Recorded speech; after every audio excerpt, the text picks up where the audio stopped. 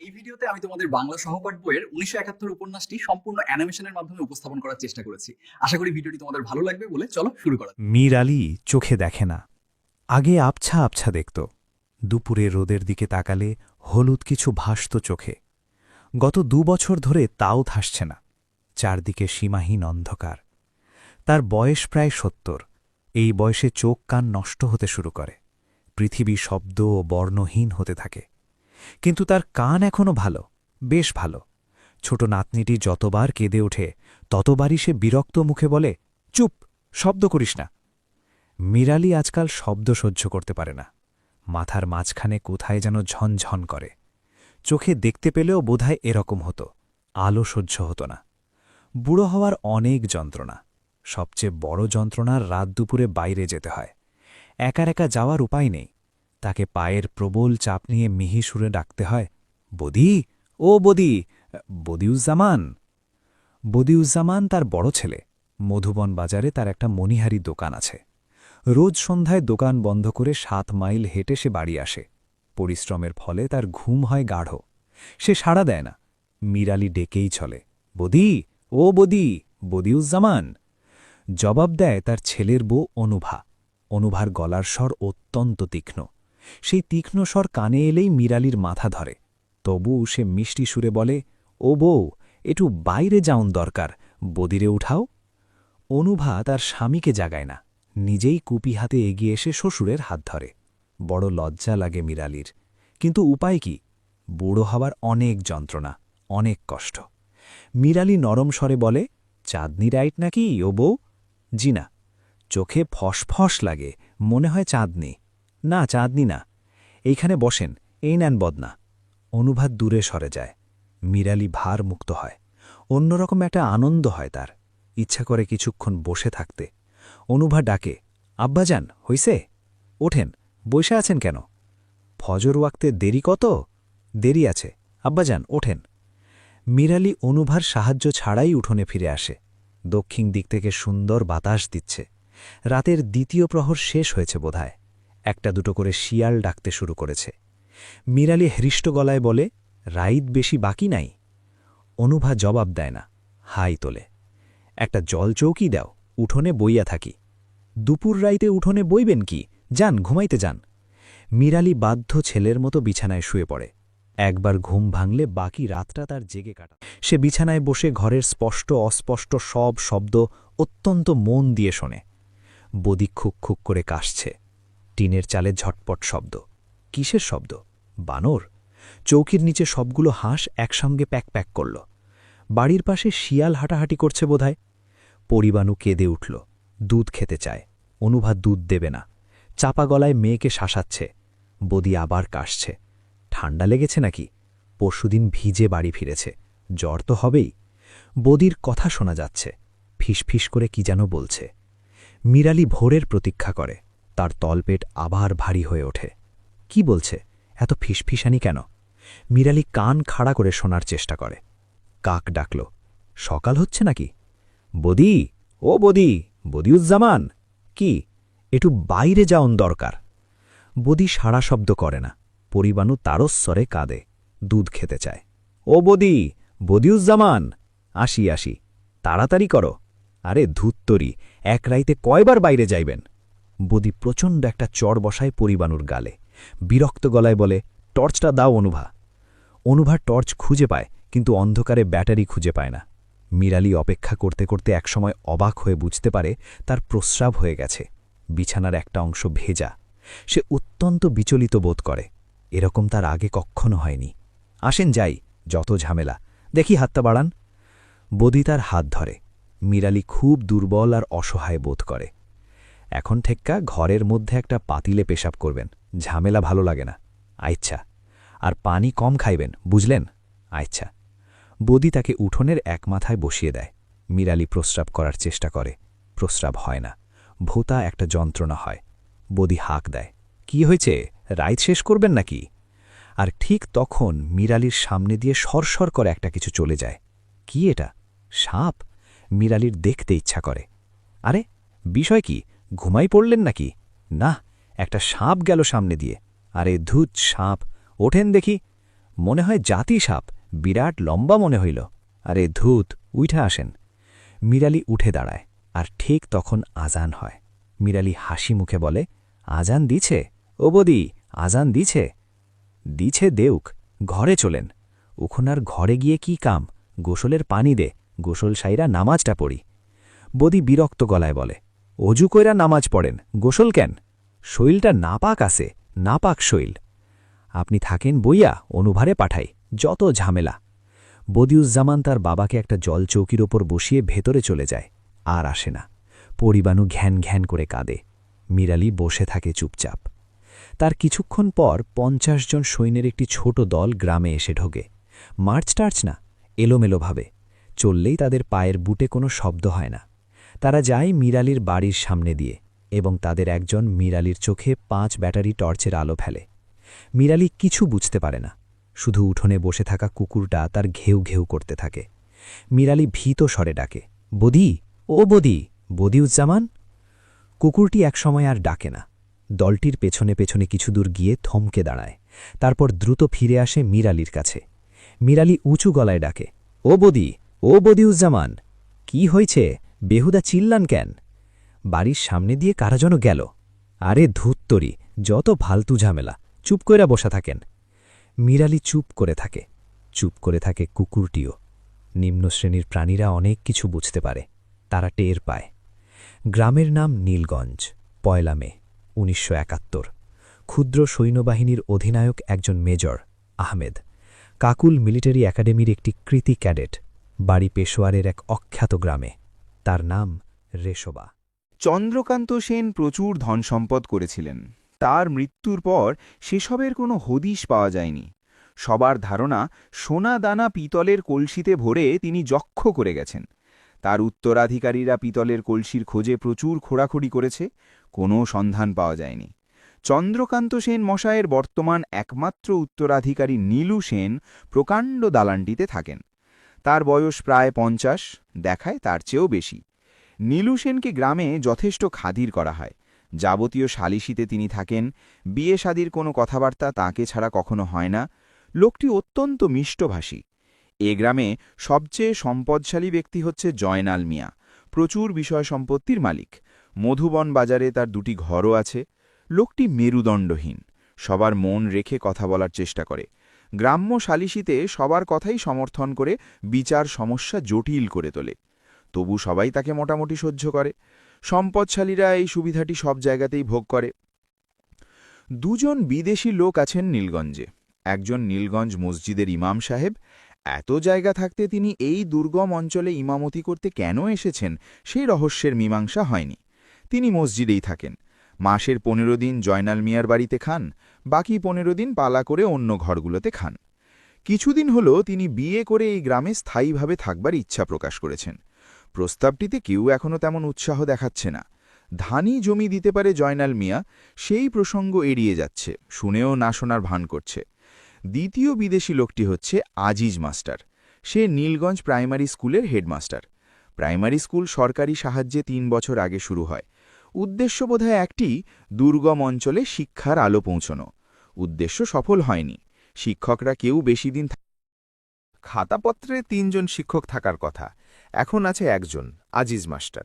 লোকটি রুগ্ন, নানান রকম অসুখ বিসুখ। তার মধ্যে প্রধান হচ্ছে হাঁপানি।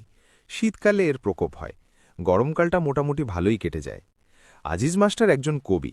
সে গত ৩ মাসে ৪ নম্বরই একটি রুলটানা খাতা কবিতা লিখে ভরিয়ে ফেলেছে।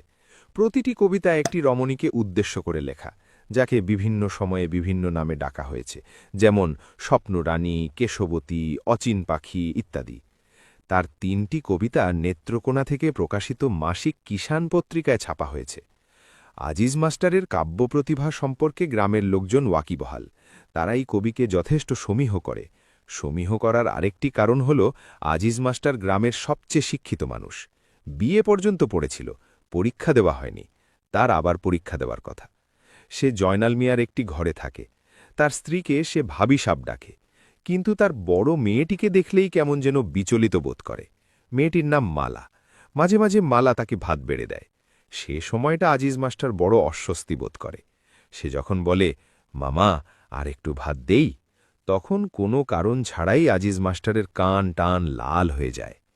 আজিজ মাস্টার কয়েকদিন আগে মালারানী নামের একটি দীর্ঘ কবিতা রচনা করেছে। কবিতাটি কিষাণ পত্রিকায় পাঠাবে কিনা এ নিয়ে সে খুব চিন্তিত। হয়তো পাঠাবে। নীলগঞ্জের যে দিকটায় জলাভূমি, একদল কৈবর্ত থাকে সেদিকে। গ্রামের সঙ্গে তাদের খুব একটা যোগ নেই। মাছ ধরার সিজনে জলমাহালে মাছ মারতে যায়, আবার ফিরে আসে। কর্মহীন সময়টাতে চুরি ডাকাতি করে। নীলগঞ্জের কেউ এদের ঘাটায় না। কৈবর্তপাড়ায় খুন হলো একটা। নীলগঞ্জের মাতবররা এমন ভাব করলেন যেন তারা কিছুই জানেন না। থানা পুলিশ কিছুই হলো না। যার ছেলে খুন হলো সেই চিত্রাবুড়ি কিছুদিন ছোটাছুটি করল নীলু সেনের কাছে। নীলু সেন শুকনো গলায় বললেন, তোদের ঝামেলা তোরা মিটা, থানাওয়ালার কাছে যা। বুড়ি ফোপাতে ফোপাতে বলল, থানাওয়ালার কাছে গেলে আমারে দহের মধ্যে পুঁততে থুইবে কইছে। নীলু সেন গম্ভীর হয়ে গেলেন। টেনে টেনে বললেন, এদের ঘাঁটাঘাঁটি করা ঠিক না, রক্ত গরম জাত, কি করতে কি করে। বিচার হইত না? নীলু সেন তার জবাব দিতে পারলেন না। অস্পষ্টভাবে বললেন, এখন বাদ দে, পরে দেখি কিছু করা যায় কিনা। বুড়ি আরও কিছুদিন ছোটাছুটি করল এবং একদিন দেখা গেল কৈবর্তরা দল বেঁধে জলমহালে মাছ মারতে গিয়েছে। বুড়িকে সঙ্গে নেয়নি। বুড়ি আকাশ ফাটিয়ে চিৎকার করল কিছুদিন। নীলু সেনের দালানের এক প্রান্তে থাকতে লাগল। চরম দুর্দিন। কৈবর্তরা ফিরে এলো ৩ মাস পর, কিন্তু বুড়ির জায়গা হল না। সে এবাড়ি ওবাড়ি ভিক্ষা করে খেতে লাগল। হতদরিদ্র নীলগঞ্জের প্রথম ভিক্ষুক। সব গ্রামের মতো এই গ্রামে একজন পাগলও আছে, মতিমিয়ার শালা নিজাম। সে বেশিরভাগ সময় সুস্থ থাকে, শুধু ২-১ দিন মাথা গরম হয়ে যায়। তখন তার গায়ে কোনো কাপড় থাকে না। গ্রামের এক মাথা থেকে ও মাথা পর্যন্ত ছোটাছুটি করতে থাকে। দুপুরের রোদ খুব বেড়ে গেলে মধুবন জঙ্গলায় ঢুকে পড়ে। পাগলদের সাপে কাটে না প্রবাদটি হয়তো সত্যি। নিজাম বহাল তবিয়তেই বন থেকে বেরিয়ে আসে। ছোটাছুটি করা এবং বনের ভেতরে বসে থাকা ছাড়া সে অন্য কোনো উপদ্রব করে না। গ্রামের পাগলদের গ্রামবাসীরা খুব স্নেহের চোখে দেখে। তাদের প্রতি অন্য এক ধরনের মমতা থাকে সবার। চিত্রাবুড়ির রাতে এক নাগাড়ে কখনো ঘুমোয় না। ক্ষণে ক্ষণে জেগে উঠে চেঁচায়, কেলা যায় গো, লোকটা কে? তার ঘুমোবার জায়গাটা হচ্ছে সেনবাড়ির পাকা কালী মন্দিরের চাতাল। নীলু সেন তাকে থাকবার জন্য একটা ঘর দিয়েছিলেন। সেখানে নাকি তার ঘুম হয় না। দেবী মূর্তির পাশে সে বোধহয় এক ধরনের নিরাপত্তা বোধ করে। গভীর রাতে দেবীর সঙ্গে তার অন্তরঙ্গ কথাবার্তা হয়, যেমন, দেখিস হেই মা কালী, আমার পুত্রে যে মারছে, তুই তার কৈলজাটাটাই না খা, তরে আমি জোড়া পাঠা দিমু, বুক চিরা রক্ত দিমু। হেই মা কালী, দেখিস রে বেটি, দেখিস। মা কালী কিছু শোনেন কিনা বলা মুশকিল, কিন্তু চিত্রাবুড়ির ধারণা তিনি শোনেন, এবং তিনি যে শুনছেন তার নমুনাও দেন। যেমন এক রাত্রিতে খলখল হাসির শব্দ শোনা গেল। বুড়ির রক্ত জল হয়ে যাওয়ার মতো অবস্থা। সে কাপা গলায় ডাকল, হেই মা। হাসির শব্দ দ্বিতীয়বার আর শোনা গেল না। দেবীরা তাদের মহিমা বারবার করে দেখাতে ভালোবাসেন না। চিত্রাবুড়ি আজ রাতেও মা কালীর সঙ্গে সুখ দুঃখের অনেক কথা বলল, জোড়া পাঠার আশ্বাস দিয়ে ঘুমাতে গেল। তারপর জেগে উঠে চাচাল, কেলা যায় গো, লোকটা কি? কেউ জবাব দিল না, কিন্তু বুড়ির মনে হল অনেকগুলো মানুষ যেন এদিকে আসছে। শব্দ করে পা ফেলছে, হুঁ হাঁ এরকম একটা আওয়াজও আসছে। ডাকাত নাকি? চিত্রাবুড়ি ভয়ে কাঠ হয়ে গেল। তার চোখের সামনে দিয়ে মিলিটারি দলটি পার হল। আলো কম, স্পষ্ট কিছু দেখা যাচ্ছে না। চিত্রাবুড়ি কিছু বুঝতে পারল না। এরা কারা? এই রাতে কোথেকে এসেছে? বুড়ি দেখল সেনবাড়ির সামনে দাঁড়িয়ে বেশ কয়েকবার টর্চের আলো ফেলল। এর মানে কি ডাকাত? কিন্তু সেনবাড়িতে ডাকাত আসার কথা নয়। সেনরা এখন হতদরিদ্র। এই বিশাল বাড়ির ইটগুলো ছাড়া ওদের আর কিছুই নেই। ওরা আবার চলতে শুরু করেছে। জুম্মা ঘর কাছে এসে আবার সেনবাড়ির ওপর টর্চের আলো ফেলল। কোন দিকে যাচ্ছে? কৈবর্তপাড়ার দিকে? ওদের আগেভাগে খবর দেওয়া দরকার।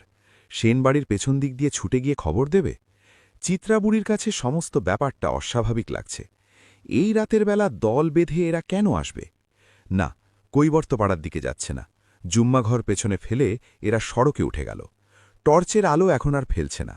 বুড়ির মনে হল এরা স্কুল ঘরের দিকে যাচ্ছে। আজিজ মাস্টারকে খবর দেওয়া দরকার, কিন্তু তারও আগে খবর দেওয়া দরকার কৈবর্তপাড়ায়। বিপদের সময় নিজ গোত্রের মানুষের কথাই প্রথম মনে পড়ে। ৪-৫টা কুকুর একসঙ্গে চেঁচাচ্ছে।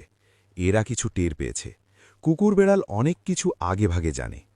বুড়ি কালী মন্দিরের চাতাল থেকে নেমে এলো। সে কোন দিকে যাবে মনস্থির করতে পারছে না। গ্রামে মিলিটারি ঢুকেছে এটা প্রথম বুঝতে পারলেন নীলগঞ্জ মসজিদের ইমাম সাহেব। পাকা মসজিদের সিঁড়িতে দাঁড়িয়ে তিনি সূরা ইয়াসিন পড়ছিলেন। আজান দেওয়ার আগে তিনি ৩ বার সূরা ইয়াসিন পড়েন। দ্বিতীয়বার পড়বার সময় অবাক হয়ে পুরো দলটাকে দেখলেন, এরা স্কুল ঘরের দিকে যাচ্ছে। প্রথম কয়েক মুহূর্ত তিনি ব্যাপারটা বুঝতেই পারলেন না। সূরা ইয়াসিন শেষ করে দীর্ঘ সময় মসজিদের সিঁড়িতে বসে রইলেন। অন্ধকার এখনও কাটেনি, পাখপাখালি ডাকছে। ইমাম সাহেব মনস্থির করতে পারছেন না, এখানে বসে থাকবেন না খবর দেওয়ার জন্য ছুটে যাবেন। কিছুক্ষণ পর তার মনে হল সিঁড়িতে এরকম প্রকাশ্যে বসে থাকা ঠিক না, মসজিদের ভেতরে থাকা দরকার। কিন্তু নীলগঞ্জ মসজিদে তিনি কখনো একা ঢোকেন না। এই মসজিদে জিন নামাজ পড়ে এরকম একটা প্রবাদ আছে, অনেকেই দেখেছে। তিনি অবশ্য এখনও দেখেননি, কিন্তু তার ভয় করে। একা বসে থাকতে থাকতে তার মনে হল এই যে তিনি দেখলেন একদল মিলিটারি, এটা চোখের ভুল না তো? নান্দাইল রোডে মিলিটারি আসেনি, সোহাগীতে আসেনি, এখানে আসবে কেন? এখানে আছেটা কি? নেহায়েতি গণ্ডগ্রাম। ইমাম সাহেব ইউনিয়ন বোর্ডের রাস্তায় এসে দাঁড়ালেন। স্কুলঘর বাঁশবনের আড়ালে পড়েছে, কিছুই দেখা যাচ্ছে না। মুসল্লিরা কেউ আসছে না কেন? নাকি মিলিটারির খবর জেনে গেছে সবাই? তার প্রবল ইচ্ছে হতে লাগল নামাজ না পড়েই ধরে ফিরে যেতে। আকাশ ফর্সা হতে শুরু করেছে, অথচ কারও দেখা নেই। দীর্ঘ সময় অপেক্ষা করবার পর মতি মিয়াকে আসতে দেখা গেল। মতি মিয়া একটা মামলায় জড়িয়ে ইদানিং ধর্মকর্মে অতিরিক্ত রকমের উৎসাহী হয়ে পড়েছে। ইমাম সাহেব নিচু গলায় বললেন, এই মতি, কিছু দেখলা? কি দেখমু? কিসের কথা কন? কিছু দেখো নাই? না।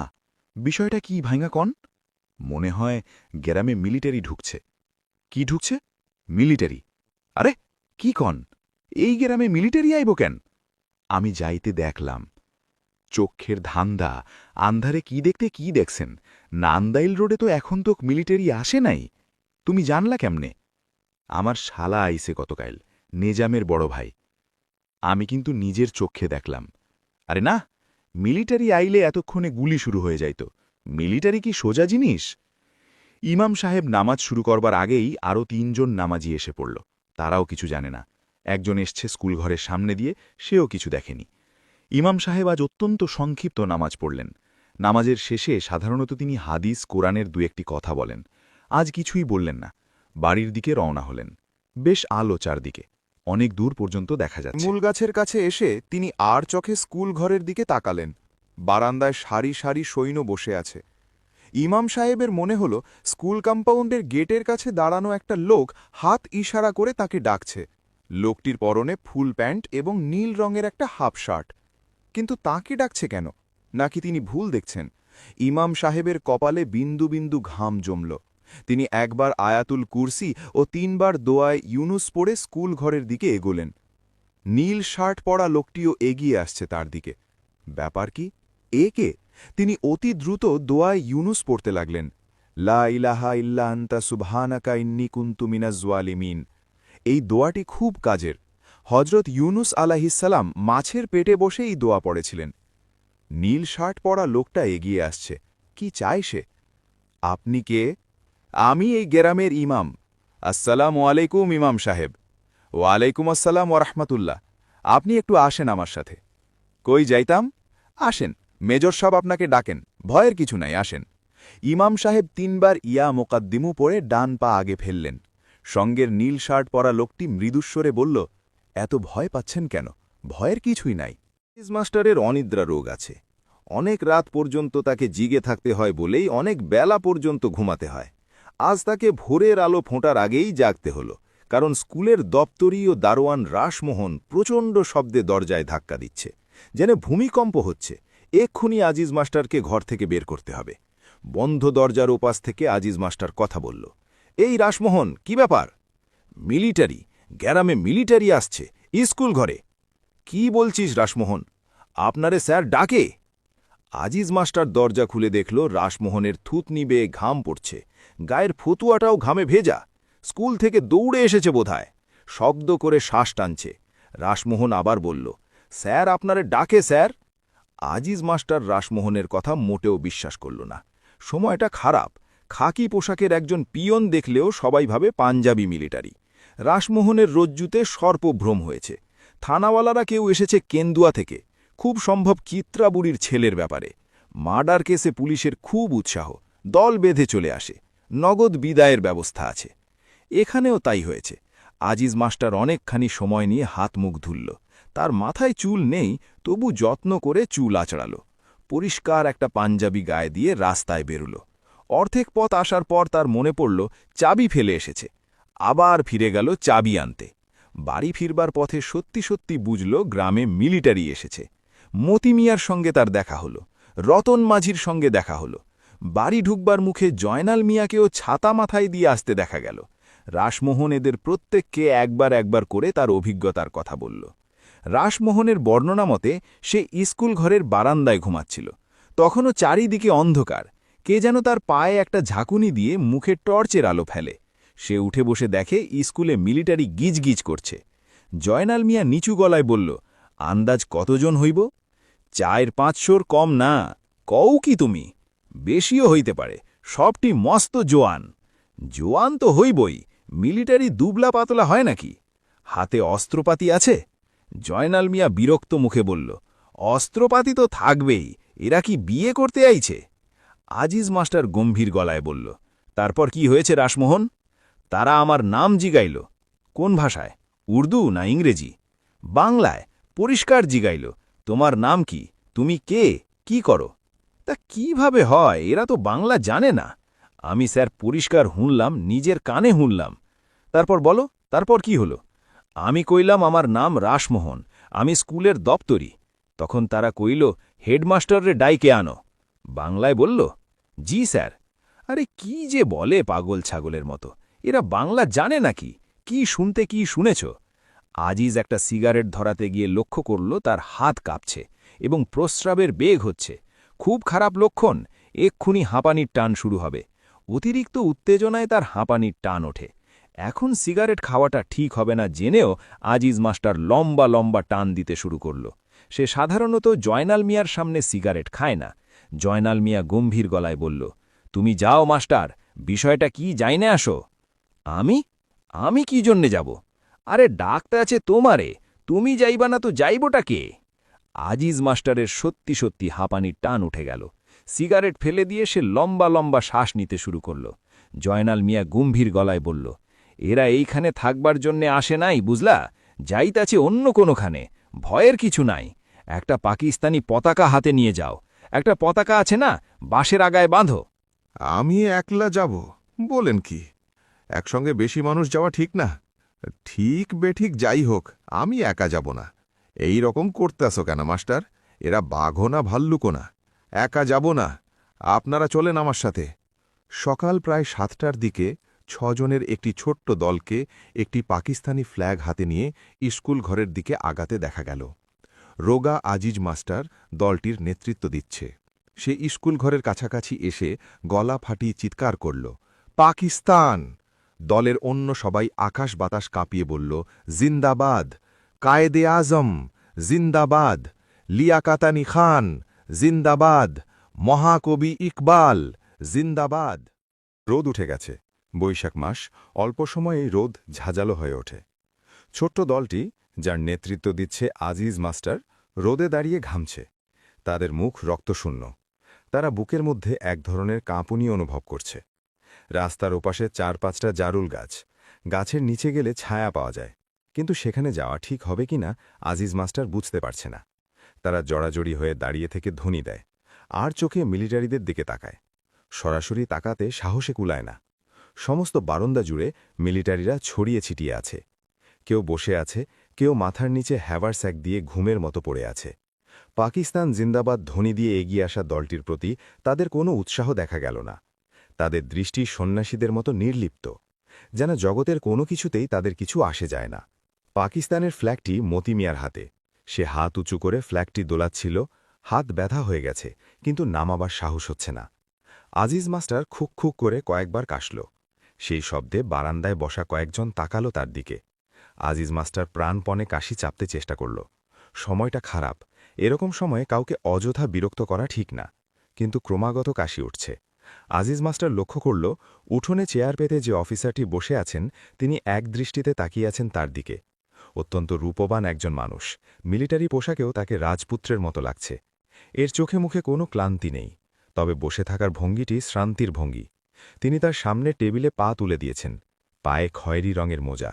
মানুষটি প্রকাণ্ড, তবে সেই তুলনায় পায়ের পাতা দুটি ছোট। তার কাছাকাছি যে রোগা লোকটি দাঁড়িয়ে আছে তাকে দেখতে বাঙালির মতো লাগছে। তার গায়ে চকচকে নীল রঙের একটা শার্ট। এই লোকটি খুব ঘামছে, ময়লা একটা রুমালে ক্রমাগত ঘাড় মুছছে। অফিসারটি মৃদুস্বরে কি যেন বলল নীল শার্ট পরা লোকটিকে। নীল শার্ট পরা লোকটি তীক্ষ্ণ গলায় বলল, আপনাদের মধ্যে হেডমাস্টার সাহেব কে? কে আপনাদের মধ্যে হেডমাস্টার? আজিজ মাস্টারের বুকের মধ্যে শিরশির করতে লাগল। মতি মিয়া আজিজ মাস্টারের পিঠে মৃদু ধাক্কা দিল। আজিজ মাস্টার কাশির বেগ থামাতে থামাতে বলল, জি আমি। আপনি থাকেন, অন্য সবাইকে যেতে বলেন। যান ভাই, আপনারা সবাই যান, ভয়ের কিছুই নাই। আজিজ মাস্টার একা দাঁড়িয়ে রইল। অন্যরা মনে হলো হাঁপ ছেড়ে বেঁচেছে, তবে তারা চলেও গেল না।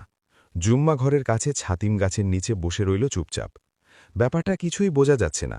মাস্টার ফিরে না আসা পর্যন্ত কিচ্ছু পরিষ্কার হবে না। মতি বিড়ি ধরিয়ে টানতে লাগল। সে জয়নাল মিয়ার সামনে বিড়ি খায়, এই কথা তার মনে রইল না। সময়টা খারাপ, এই সময় কোনো কিছু মনে থাকে না। ছোট চৌধুরীও সিগারেট ধরালেন। তিনি সকাল থেকেই ঘামছেন। মতি মিয়া বলল, ভয়ের কিছু নাই কি কন? না, ভয়ের কি, এরা বাঘও না ভাল্লুকও না। একেবারে খাঁটি কথা, অতি লেহ কথা। জয়নাল মিয়া উৎসাহিত বোধ করে। মতি বলল, নীলু চাচার বাড়ির যাই, চলেন। কথাটা তার খুব মনে ধরে, কিন্তু মাস্টার ফিরে না আসা পর্যন্ত নড়তেও ইচ্ছে করে না। রোদ চড়তে শুরু করে। ছাতিম গাছের নিচে একটি দুটি করে মানুষ জমতে শুরু করে। সবার মধ্যে একটা চাপা উত্তেজনা। ঝা ঝা করছে রোদ। উত্তরবন্দে বোরো ধান পেকে আছে, কাটতে হবে। কিছু কিছু জমিতে পাট দেওয়া হয়েছে, ক্ষেত নিড়ানির সময় এখন।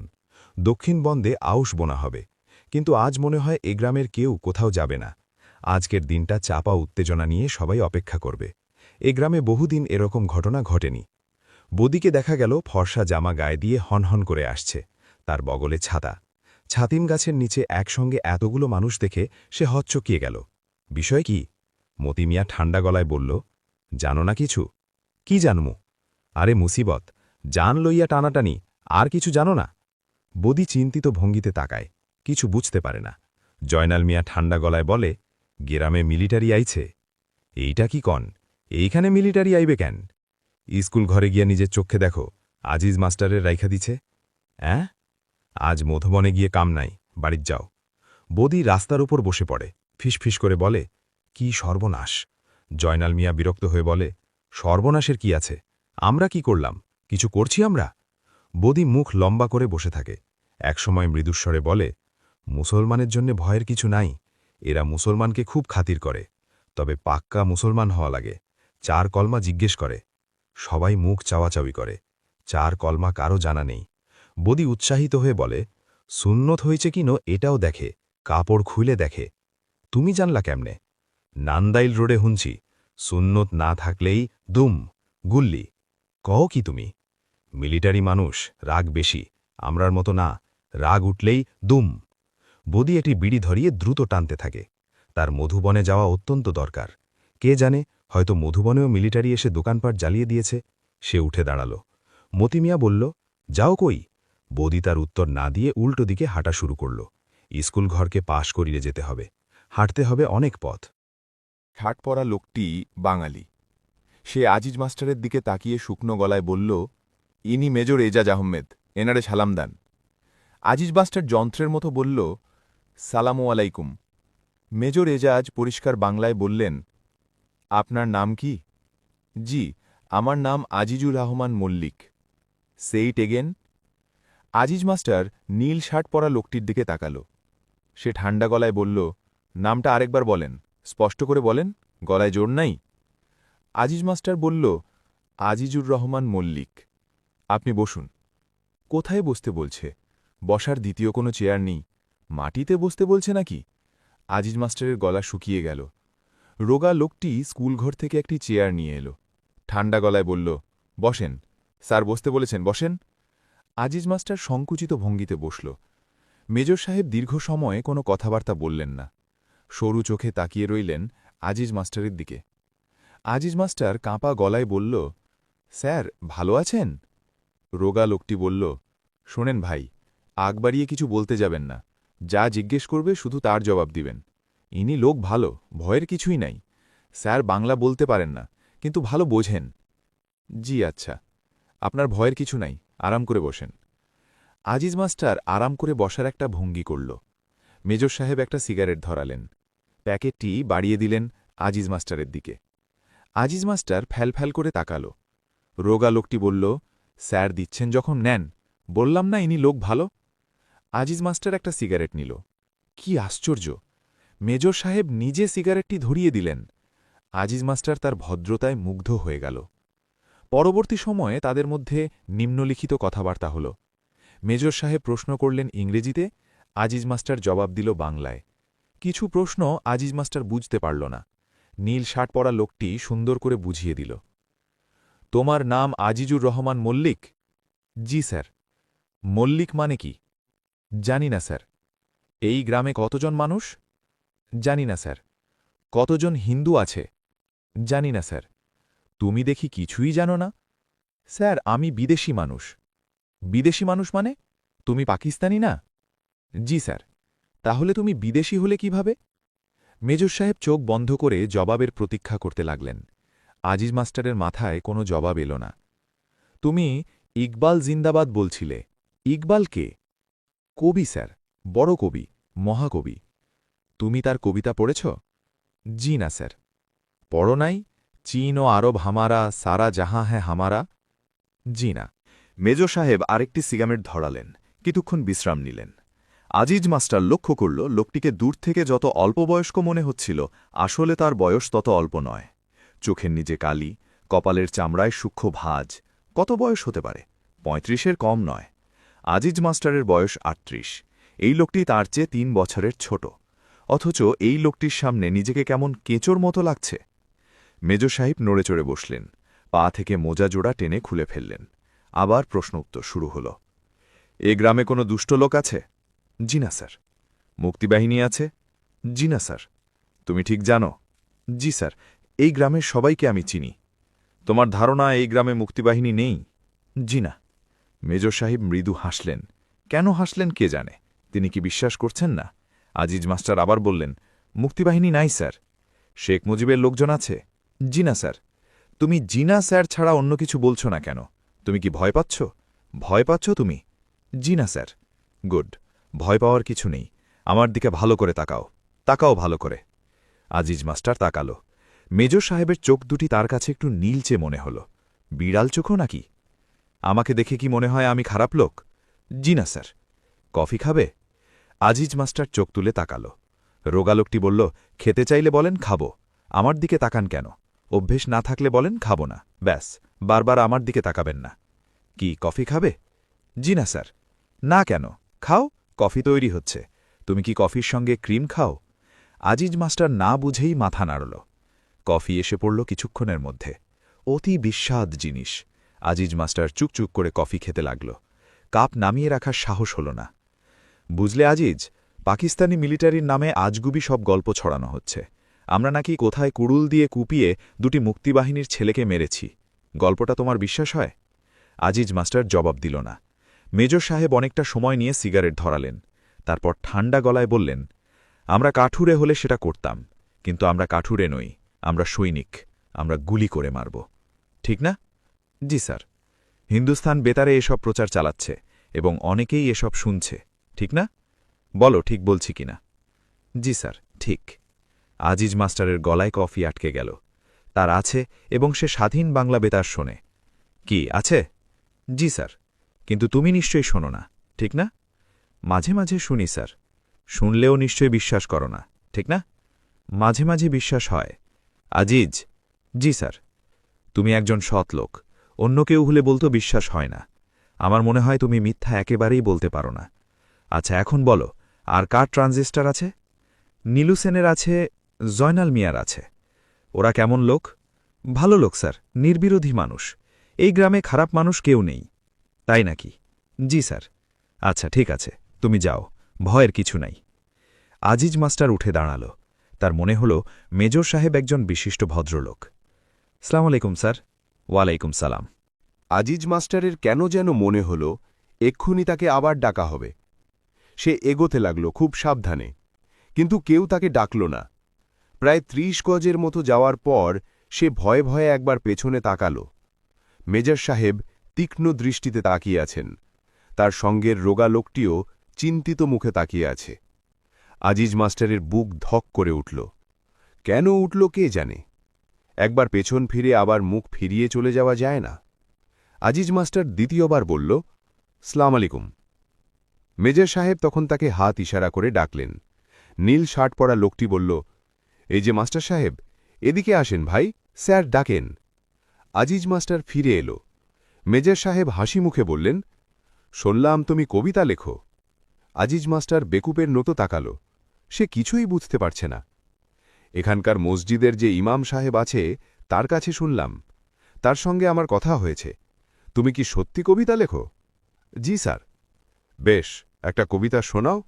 কবিতা আমি পছন্দ করি, শোনাও একটা কবিতা।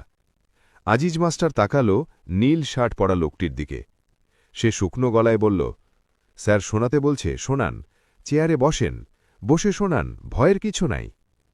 আজিজ মাস্টার হতভম্ব হয়ে তাকিয়ে রইল। মেজর সাহেব বললেন, বলো বলো, সময় নষ্ট করার কোনো মানে হয় না, লেটেস্ট কবিতাটি বলো। আজিজ মাস্টার যন্ত্রের মতো 4 লাইন বলে গেল।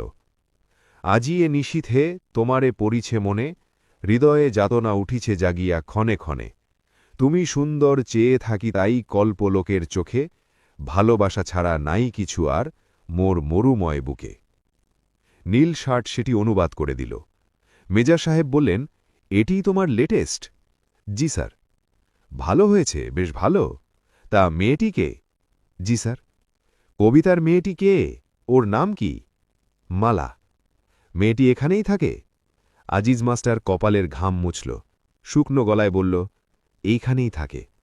তোমার স্ত্রী নাকি? জি না স্যার, আমি বিয়ে করিনি। এই মেয়েটিকে বিয়ে করতে চাও? আজিজ মাস্টার ঢোক গিলল। বলে কি এই লোক? কি বলো, চুপ করে আছো কেন? নাকি মেয়ের বাবা তোমার মতো বুড়োর কাছে বিয়ে দিতে চায় না?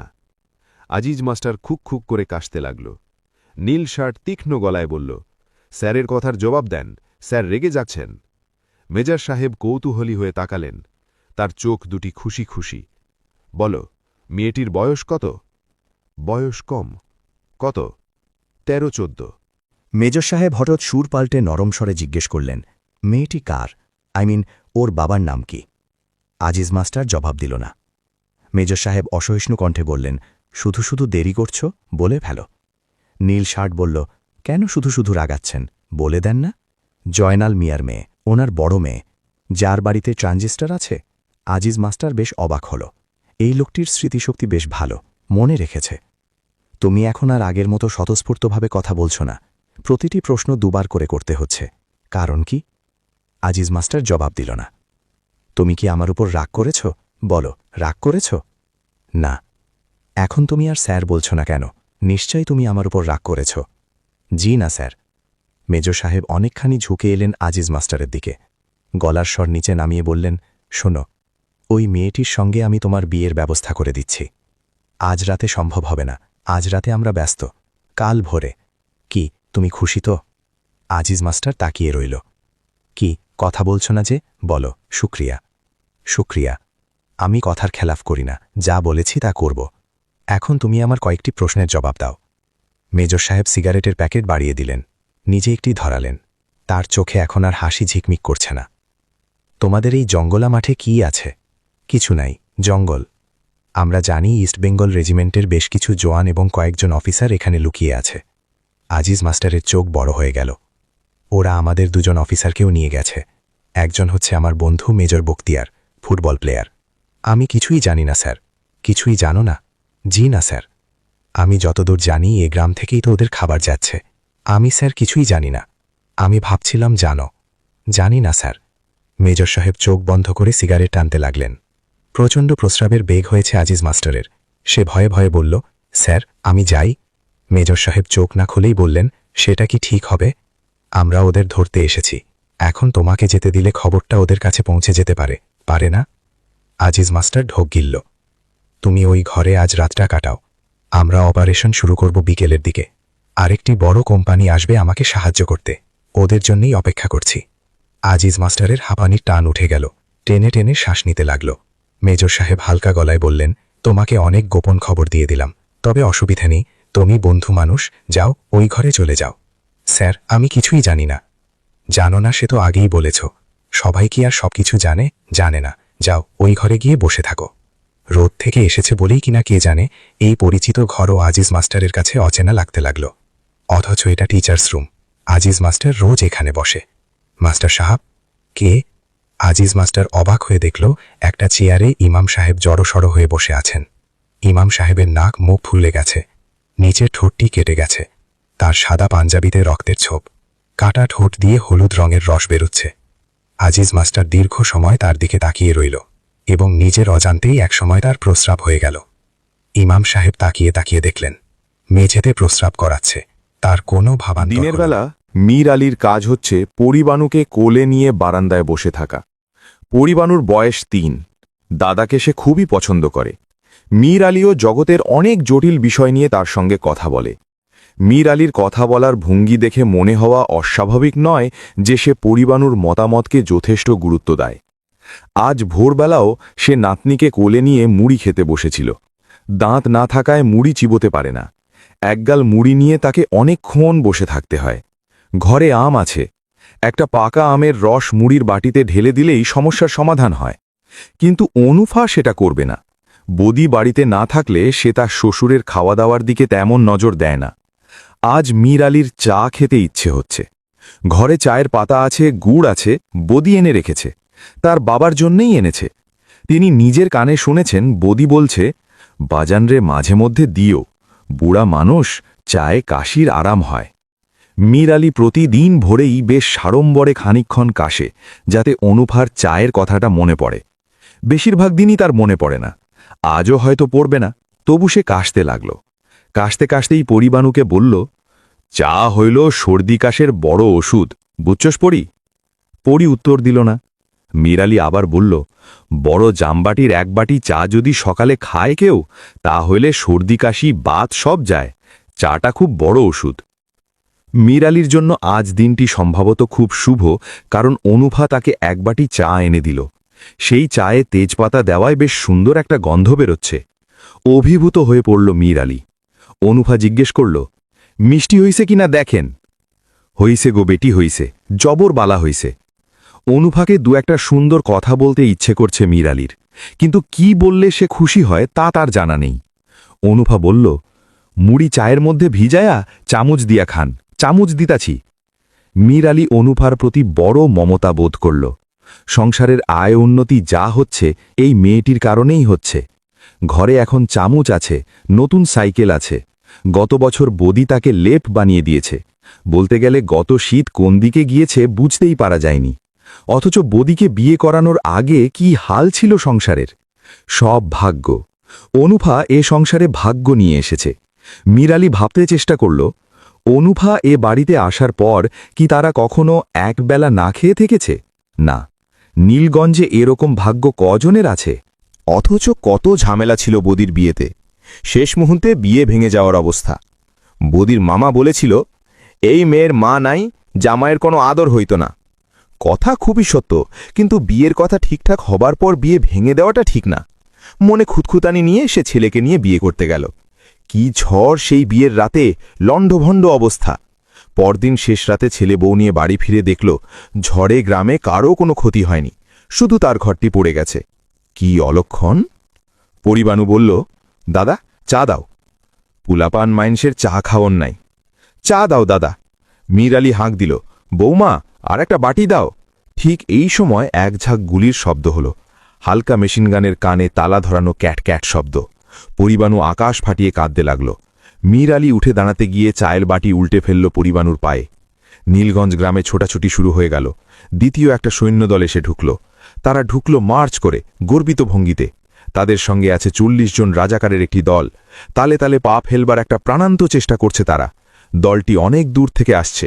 এদের চোখে মুখে ক্লান্তি, হয়তো সারা রাত ধরেই হাঁটছে, কোথাও বিশ্রাম করেনি। বদিউজ্জামান হনহন করে হাঁটছিল।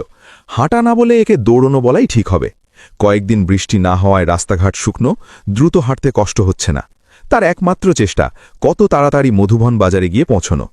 মাঝামাঝি পথে সে মত বদলাল, ফিরে চলল নীলগঞ্জের দিকে। যা হবার হোক, এই সময় বাড়ি ছেড়ে বের হওয়া ঠিক না। জংলা মাঠের কাছাকাছি আসতেই সে দ্বিতীয় মিলিটারি দলটিকে দেখতে পেল। ওরা আসছে উত্তর দিক থেকে। বদিউজ্জামান ঊর্ধ্বশ্বাসে ছুটল জংলা মাঠের দিকে। হুমড়ি খেয়ে পড়ল নিচু একটা গর্তে। সেখানে 1 কোমর পানি। তাকে কেউ সম্ভবত দেখতে পায়নি। বদিউজ্জামান 1 কোমর পানিতে ঘণ্টাখানেক বসে রইল। মিলিটারিদের এই সময়ের মধ্যে চলে যাওয়ার কথা, কিন্তু এরা যাচ্ছে না কেন? কিছুক্ষণ পর খুব কাছেই ওদের কথাবার্তা শোনা যেতে লাগল। এর মানে কি?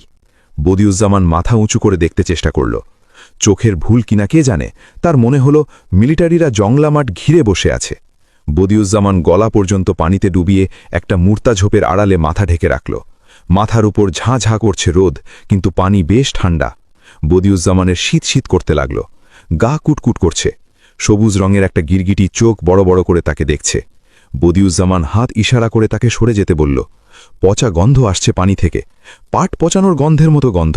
গিরগিটিটা পায়ে পায়ে এগিয়ে আসছে। বদিউজ্জামান মৃদুস্বরে বলল, যা হোস। আর তখনই নীলগঞ্জ থেকে ঝাঁকে ঝাঁকে গুলির শব্দ আসতে লাগল। কি ব্যাপার? জায়নাল মিয়া তার দলবল নিয়ে দীর্ঘ সময় ছাতিম গাছের নিচে অপেক্ষা করল। আজিজ মাস্টার ফিরে এলো না। রাসমোহন কয়েকবার বাঁশছোপের আড়াল থেকে উঁকি দিয়ে দেখে এসেছে আজিজ মাস্টার চেয়ারে বসে কথাবার্তা বলছে, কিন্তু কিছুক্ষণ আগে সে এসে বলল আজিজ মাস্টারকে আর দেখা যাচ্ছে না। সাহেব একসময় বললেন, দোয়া ইউনুসটা দমে দমে পড়েন মাস্টার সাহেব। আজিজ মাস্টার তাকালো তার দিকে। তাকানোর ভঙ্গিতে মনে হয় সে কিছুই বুঝতে পারছে না। গত 3 ঘণ্টা যাবৎ এই দুটি মানুষ একসঙ্গে আছে। এই 3 ঘণ্টায় তাদের কথাবার্তা বিশেষ কিছু হয়নি। আজিজ মাস্টার তার পায়জামা ভিজিয়ে ফেলার পর থেকেই কেমন অন্যরকম হয়ে গেছে। কোনো কিছুতেই মন দিতে পারছে না। হজরত ইউনুস আলাইহিসসালাম মাছের পেটেই দোয়া পড়তেন, এর মর্তবাই অন্য। দোয়াটা জানেন? আজিজ মাস্টার মাথা নাড়ল। সে জানে, কিন্তু ইমাম সাহেবের মনে হলো সে কিছুই পড়ছে টরছে না, বসে আছে নির্বোধের মতো। মাস্টার সাহেব। জি। আমাদের সামনে খুব বড় বিপদ। কেন? বুঝতে পারতেছেন না? না। এরা কি জন্যে এসছে সেটা বলেছে? হুঁ। তবু বুঝতে পারতেছেন না? না। ইমাম সাহেব চুপ করে গেলেন। আজিজ মাস্টার খোলা দরজা দিয়ে বাইরে তাকিয়ে রইল। এখান থেকে সৈন্যদলের একটা অংশ দেখা যায়। কয়েকজনকে দেখা যাচ্ছে কাগজের একটা বল বানিয়ে ছুঁড়ে ছুঁড়ে মারছে এবং ক্রমাগত হাসছে। কাগজের একটা বল ছুঁড়ে মারার মধ্যে এত আনন্দের কি আছে কে জানে। স্কুলঘরটি টিনের। রোদে টিন তেতে উঠেছে। ঘরের ভেতর অসহ্য গরম। আজিজ মাস্টারের পানির তৃষ্ণা পেয়ে গেল। শুধু তৃষ্ণা নয়, ক্ষুধাও বোধ হচ্ছে। বেলা অনেক হয়েছে, ক্ষুধা হওয়ারই কথা। অন্য সময় এত দেরি হলে মালা খোঁজ নিত, মামা ভাত বাড়ছে, আসেন বলেই সে চলে যেত না। দরজা ধরে এঁকে বেঁকে দাঁড়াত, যেন সঙ্গে করে নিয়ে যাবে। গতবার ময়মনসিংহ থেকে মালার জন্য একটা আয়না কিনেছিল আজিজ মাস্টার। খুব বাহারি জিনিস। 2টো আয়না পাশাপাশি। একটি সাধারণ আয়না, অন্যটি অন্যরকম। সেটায় মুখ অনেক বড় দেখায়। আয়নাটা দেওয়া ঠিক হবে কিনা তা নিয়ে আজিজ মাস্টার প্রায় 1 সপ্তাহ ভাবল। কেউ কিছু মনে করে বসতে পারে, তাহলে খুব লজ্জার ব্যাপার হবে। কেউ কিছু মনে করল না। মালা অভিভূত হয়ে পড়ল। একটা আয়নায় মুখ বড় দেখায় কেন, এই প্রশ্ন কয়েকবার করা হল। এমনকি মালার মা একদিন পর্দার আড়াল থেকে জিজ্ঞেস করে ফেলল, মুখ বড় দেখালে কি লাভ? আজিজ মাস্টার লাজুক স্বরে বলেছিল, সাজগোজের সুবিধে হয় ভাবি। কি সুবিধে? কি সুবিধে সেটি আর ব্যাখ্যা করতে পারেনি, কারণ এটা আজিজ মাস্টারেরও জানা ছিল না। ইমাম সাহেব নড়ে চড়ে বসলেন। মাস্টার সাহেব বলেন, জোহর নামাজের ওয়াক্ত হয়েছে না? জানি না। নামাজটা পড়া দরকার। বের হয়ে ওদের কাছে পানি চাবো?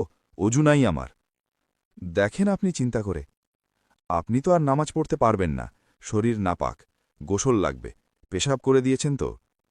আজিজ মাস্টার জবাব দিল না। ইজি চেয়ারটিতে চোখ বন্ধ করে হেলান দিয়ে পড়ে রইল। ইজি চেয়ারটি নীলু সেনের। শুয়ে থাকতে বড় আরাম। মাস্টার সাহেব, পানি চাইব নাকি? আপনার ইচ্ছা হলে চান।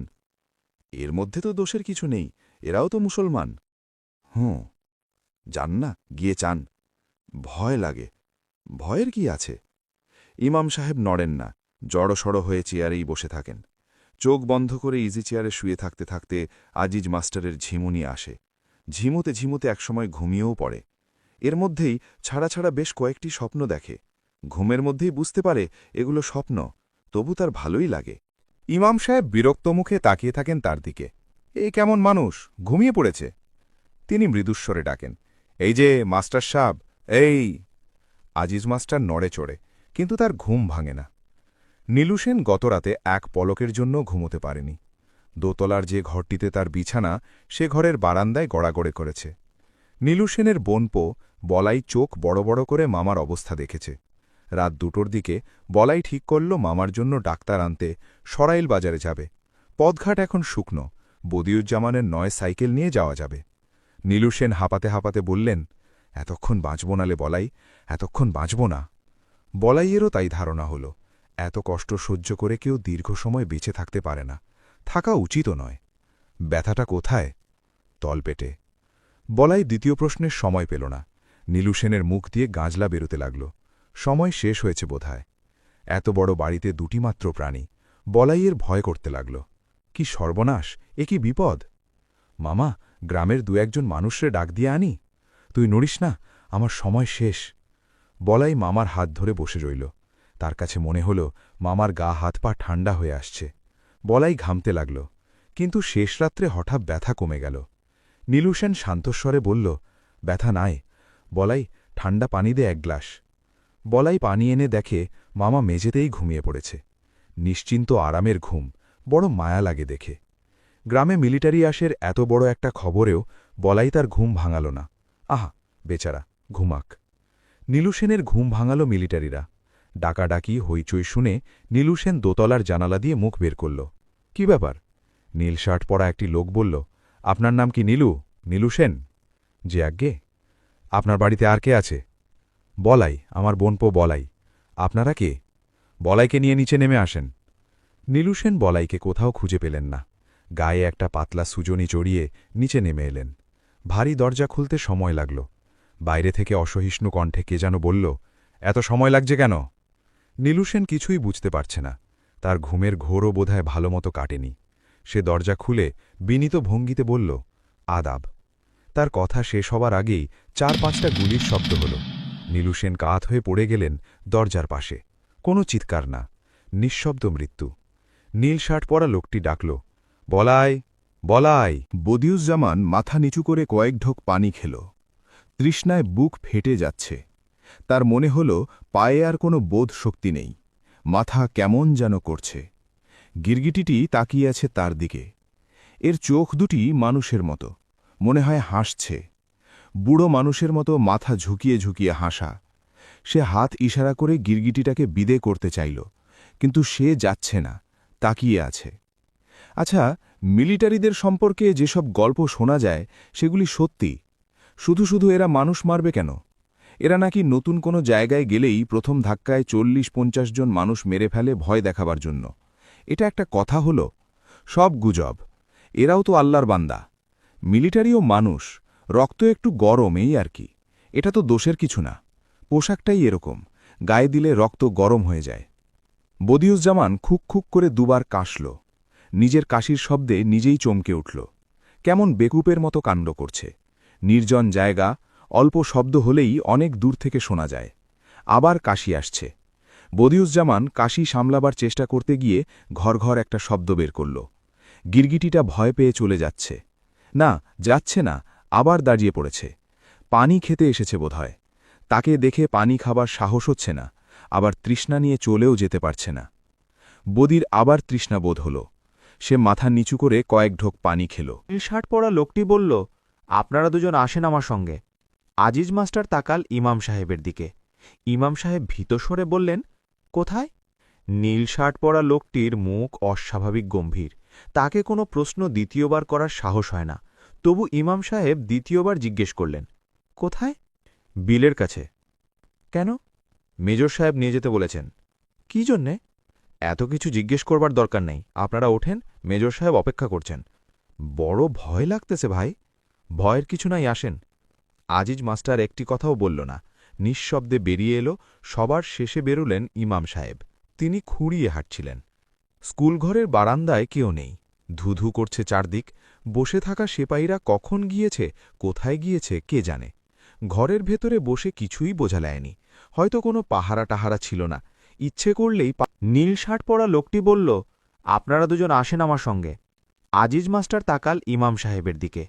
ইমাম সাহেব ভীত স্বরে বললেন, কোথায়? নীল শার্ট পরা লোকটির মুখ অস্বাভাবিক গম্ভীর। তাকে কোনো প্রশ্ন দ্বিতীয়বার করার সাহস হয় না। তবু ইমাম সাহেব দ্বিতীয়বার জিজ্ঞেস করলেন, কোথায়? বিলের কাছে। কেন? মেজর সাহেব নিয়ে যেতে বলেছেন। কি জন্যে? এত কিছু জিজ্ঞেস করবার দরকার নেই, আপনারা ওঠেন, মেজর সাহেব অপেক্ষা করছেন। বড় ভয় লাগতেছে ভাই। ভয়ের কিছু নাই, আসেন। আজিজ মাস্টার একটি কথাও বলল না, নিঃশব্দে বেরিয়ে এলো। সবার শেষে বেরোলেন ইমাম সাহেব। তিনি খুঁড়িয়ে হাঁটছিলেন। স্কুলঘরের বারান্দায় কেউ নেই। ধুধু করছে চারদিক। বসে থাকা সেপাইরা কখন গিয়েছে, কোথায় গিয়েছে কে জানে। ঘরের ভেতরে বসে কিছুই বোঝা যায়নি। হয়তো কোনো পাহারা টাহারা ছিল না, ইচ্ছে করলেই পালিয়ে যাওয়া যেত। ইমাম সাহেব অবাক হয়ে বললেন, এরা সব কোথায় গেল? নীল শার্ট পরা লোকটি বলল, বেশি কথা বলবেন না। আপনারা মৌলভী মুসল্লিরা বেশি কথা বলেন আর ঝামেলার সৃষ্টি করেন, কম কথা বলবেন। জি আচ্ছা। ইউনিয়ন বোর্ডের সড়ক পর্যন্ত তারা এগুলো নিঃশব্দে। জুম্মা ঘরের পাশে ৮-৯ জন সেপাইয়ের একটি দল দাঁড়িয়ে আছে। তারা তাকিয়ে আছে তীক্ষ্ণ দৃষ্টিতে। ইমাম সাহেবের ঘন ঘন নিঃশ্বাস পড়তে লাগল। তিনি নীল শার্ট পরা লোকটির দিকে তাকিয়ে নরম গলায় বললেন, ভাই, আপনার নাম কি? রফিক। রফিক সাহেব, আমার জোহরের নামাজ কাজা হয়ে গেছে, পানির অভাবে অজু করতে পারি নাই। রফিক তার কোনো জবাব দিল না, আগে আগে হাঁটতে লাগল। কোথাও কোনো মানুষজন নেই। গ্রামের সবাই কি ঘরে দরজা বন্ধ করে বসে আছে নাকি? ইমাম সাহেব বললেন, ভাই, আপনার দেশ কোথায়? বাড়ি কোন জেলায়? বাড়ি দিয়ে কি করবেন? না, এমনি জিজ্ঞেস করলাম। আমার দেশ কুমিল্লা, নবীননগর। ভালো, সামনের মাসে ইনশাল্লাহ দেশে যাব, বহুত দিন যাই না। রফিক কিছুই বলল না। সে হাঁটছে মাথা নিচু করে, এমনভাবে হাঁটছে যেন পথঘাট ভালো চেনা। কিন্তু এই লোকটি এই গ্রামে আগে কখনো আসেনি। আজিজ মাস্টার বলল, মেজর সাহেব কেন ডেকেছেন আপনি জানেন? জানি। জানলে আমাদের বলেন। রফিক নিষ্প্রিয় স্বরে বলল, একটা অপরাধীর বিচার হবে, এর নাম মনা, সে খুন করেছে। সেই খুন নিয়ে কোনো থানা পুলিশ হয়নি। এক বুড়ি নালিশ করেছে মেজর সাহেবের কাছে। ওই বুড়ির নাম চিত্রা বুড়ি। চিত্রা বুড়ি খুব বজ্জাত, মসজিদের একটা বদনা চুরি করেছে। বদনা চুরি করুক আর না করুক, মেজর সাহেব তার কথা শুনে খুব রাগ করেছেন। মনাকে ধরা হয়েছে, কঠিন শাস্তি হবে। আজিজ মাস্টার ক্ষীণস্বরে বলল, কি শাস্তি? মিলিটারিদের তো আর জেল হাজত নেই যে জেলে ঢুকিয়ে দেবে। ওদের শাস্তি একটাই, ছোট অপরাধের জন্য যে শাস্তি, বড় অপরাধের জন্য সেই শাস্তি। কি সেটা? বুঝতেই তো পারছেন, আবার জিজ্ঞেস করছেন কেন? ইমাম সাহেব শুকনো গলায় বললেন, আমরা গিয়ে কি করব? আপনারা শাস্তি দেখবেন। শাস্তি দেখব? হ্যাঁ, এর দরকার আছে। কি দরকার? মেজর সাহেবের ধারণা এটা দেখার পর আপনারা তার কথা শুনবেন, কোনো কিছু জিজ্ঞেস করলে সোজাসুজি জবাব দেবেন। শুনেন ইমাম সাহেব, আপনি কথা বেশি বলেন। কথা বেশি বলে একবার মার খেয়েছেন, কথা খুব কম বলবেন। জি আচ্ছা। নিজের থেকে কোনো কথা বলবেন না, এখন সময় খারাপ। জি, তা ঠিক। ইমাম সাহেব চুপ করে গেলেন। মীর আলী বাড়িতে উঠোনে বসেছিল। আজ বাড়িতে রান্না হয়নি। খিদের যন্ত্রণায় সে অস্থির হয়ে পড়ল। এই বয়সে খিদে সহ্য হয় না। অনুফাকে কয়েকবার ভাতের কথা বলাও হয়েছে, কিন্তু অনুফা কিছুই করছে না। সে ভয়ে অস্থির হয়ে আছে। ভাত রাঁধায় তার মন নেই। ভয় মীর আলীরও লাগছে, কিন্তু খিদের কষ্ট বড় কষ্ট। আজিজ মাস্টাররা তার বাড়ির সামনে দিয়ে যাবার সময় সে এক থালা মুড়ি নিয়ে বসেছিল। এই বয়সে মুড়ি চিবোতে কষ্ট হয়, তবু চিবোতে হয়। যা ভাবসান তাতে মনে হচ্ছে আজ আর রান্না হবে না। পায়ের শব্দে মীর আলী চমকে উঠে বলল, কেডা যায়? আমি আজিজ, আজিজ মাস্টার। তোমার সঙ্গে কেডা যায়? আজিজ মাস্টার জবাব দিল না। কথা কও না যে? ও মাস্টার, মাস্টার। রফিক বলল, দাঁড়াবেন না, দেরি হয়ে যাচ্ছে। ও মাস্টার, কে কথা কয়? রফিক শীতল স্বরে বলল, আমার নাম রফিক। চাচা মিয়া, আপনি ঘরের ভেতরে গিয়ে বসেন। মাস্টার, এই লোকটা কে? মিলিটারি? না, আমি মিলিটারি না। আপনার বাড়ি কোন গ্রাম? রফিক তার জবাব দিল না, হাঁটতে শুরু করল। ইমাম সাহেব তাল মিলিয়ে হাঁটতে পারছেন না, ক্রমাগত পিছিয়ে পড়ছেন। তার জন্য দুজনকেই মাঝে মাঝে দাঁড়াতে হচ্ছে। রফিক বলল, হাঁটতে কষ্ট হলে আমার হাত ধরে হাঁটেন। জি না, কোনো কষ্ট নাই। লজ্জার কিছু নাই, আমার হাত ধরে হাঁটেন। শুক্রিয়া। ভাই, আপনার বয়স কত? আমার বয়স দিয়ে কি করবেন? এমনি জিজ্ঞেস করলাম। আপনাকে তো বলেছি বিনা প্রয়োজনে কথা বলবেন না। জি আচ্ছা। আমার বয়স ৩০। রফিককে দেখে বয়স আরও বেশি মনে হয়। রোগা এবং লম্বা, ছোট ছোট চোখ, কথা বললে চোখ আরও ছোট হয়ে যায়, মনে হয় লোকটি যেন চোখ বন্ধ করে কথা বলছে। ইমাম সাহেব দুয়া ইউনুস পড়তে লাগলেন। লা ইলাহা ইল্লা আনতা সুবহানাকা ইন্নী কুনতু মিনাজ জালিমিন। মনা কৈবর্ত তার 11 বছরের ভাইকে নিয়ে তেঁতুল গাছের নিচে চুপচাপ বসে আছে। মনার শরীর বিশাল, প্রায় দৈত্যের মতো। তার ভাইটি অসম্ভব রোগা। সে মনার লুঙ্গির এক প্রান্ত শক্ত করে ধরে আছে, তাকাচ্ছে সবার মুখের দিকে, বারবার কেঁপে কেঁপে উঠছে। মনাকে খুব একটা বিচলিত মনে হচ্ছে না। মেজর সাহেব প্রায় 10 গজ দূরে দাঁড়িয়ে সিগারেট টানছেন। তার সঙ্গে একজন নন কমিশনড অফিসার। এরা দুজন নিচু গলায় নিজেদের মধ্যে কথা বলছেন। মেজর সাহেব সম্ভবত কোনো রসিকতা করলেন। দুজনেই উঁচু গলায় হাসতে শুরু করলেন।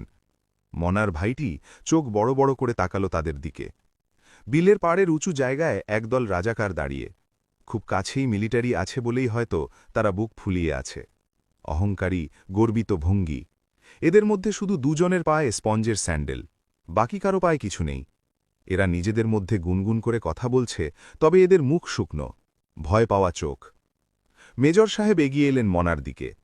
মনার ছোট ভাইটি শক্ত হয়ে গেল। মনার সঙ্গে মেজর সাহেবের নিম্নলিখিত কথাবার্তা হল রফিকের মাধ্যমে।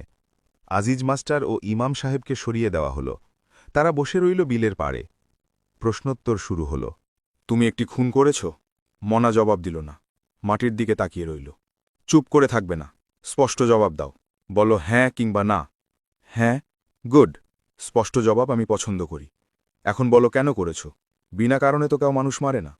হ্যাঁ, আমার পরিবারের সঙ্গে খারাপ কাম করছে, তাই নাকি? উত্তেজিত হবার মতন একটি ব্যাপার। তোমার স্ত্রীকে কি কোনো শাস্তি দিয়েছ? মনা মাটির দিকে তাকিয়ে রইল, জবাব দিল না। প্রশ্নের ধারা সে বুঝতে পারছে না। বলো বলো, কুইক, সময় বেশি নেই আমার হাতে। মনা ঘামতে শুরু করেছে। আমার মনে হচ্ছে তুমি কোনো শান্তি দাওনি। জি না। সে নিশ্চয়ই খুব রূপবতী। মনা চোখ তুলে তাকালো, কিছুই বলল না। বলো, চট করে বলো, সে কি রূপবতী? জি। তাহলে অবশ্য শাস্তি না দিয়ে ভালোই করেছ। একটি সুন্দরী নারীকে শাস্তি দেওয়ার পেছনে কোনো যুক্তি নেই। তোমার স্ত্রীর নাম কি? মনার চোখে ভয়ের ছায়া পড়ল। মেজর সাহেবের কথাবার্তা কেমন যেন অন্যরকম হয়ে যাচ্ছে। বলো, তোমার স্ত্রীর নাম বলো। মনা কিছুই বলল না। রফিক বলল, গ্রামের মানুষরা অপরিচিত মানুষের কাছে স্ত্রীর নাম বলে না। কেন বলে না? আমি জানি না। তুমি তো অনেক কিছুই জানো, এটা জানো না? আমি অনেক কিছু জানি না। মেজর সাহেব মনার দিকে আরও কয়েক পায়ে গুলেন, আঙুল দিয়ে ইশারা করে বললেন, এই ছেলেটি কি হয় তোমার? এ আমার ছোট ভাই। ওর নাম কি? বীরু। মেজর সাহেব তাকালেন বীরুর দিকে। বীরু কুকড়ে গেল। মেজর সাহেব শান্তস্বরে বললেন, বীরু, তুমি লুঙ্গি ধরে টানাটানি করছো কেন? লুঙ্গি ছেড়ে দাও। বীরু লুঙ্গি ছেড়ে দিল না, আরও ঘেঁষে গেল ভাইয়ের দিকে। তার চোখে মুখে ভয়ের ছায়া পড়েছে। শিশুরা অনেক কিছু আগেই বুঝতে পারে, সেও হয়তো পারছে। মনা, জি।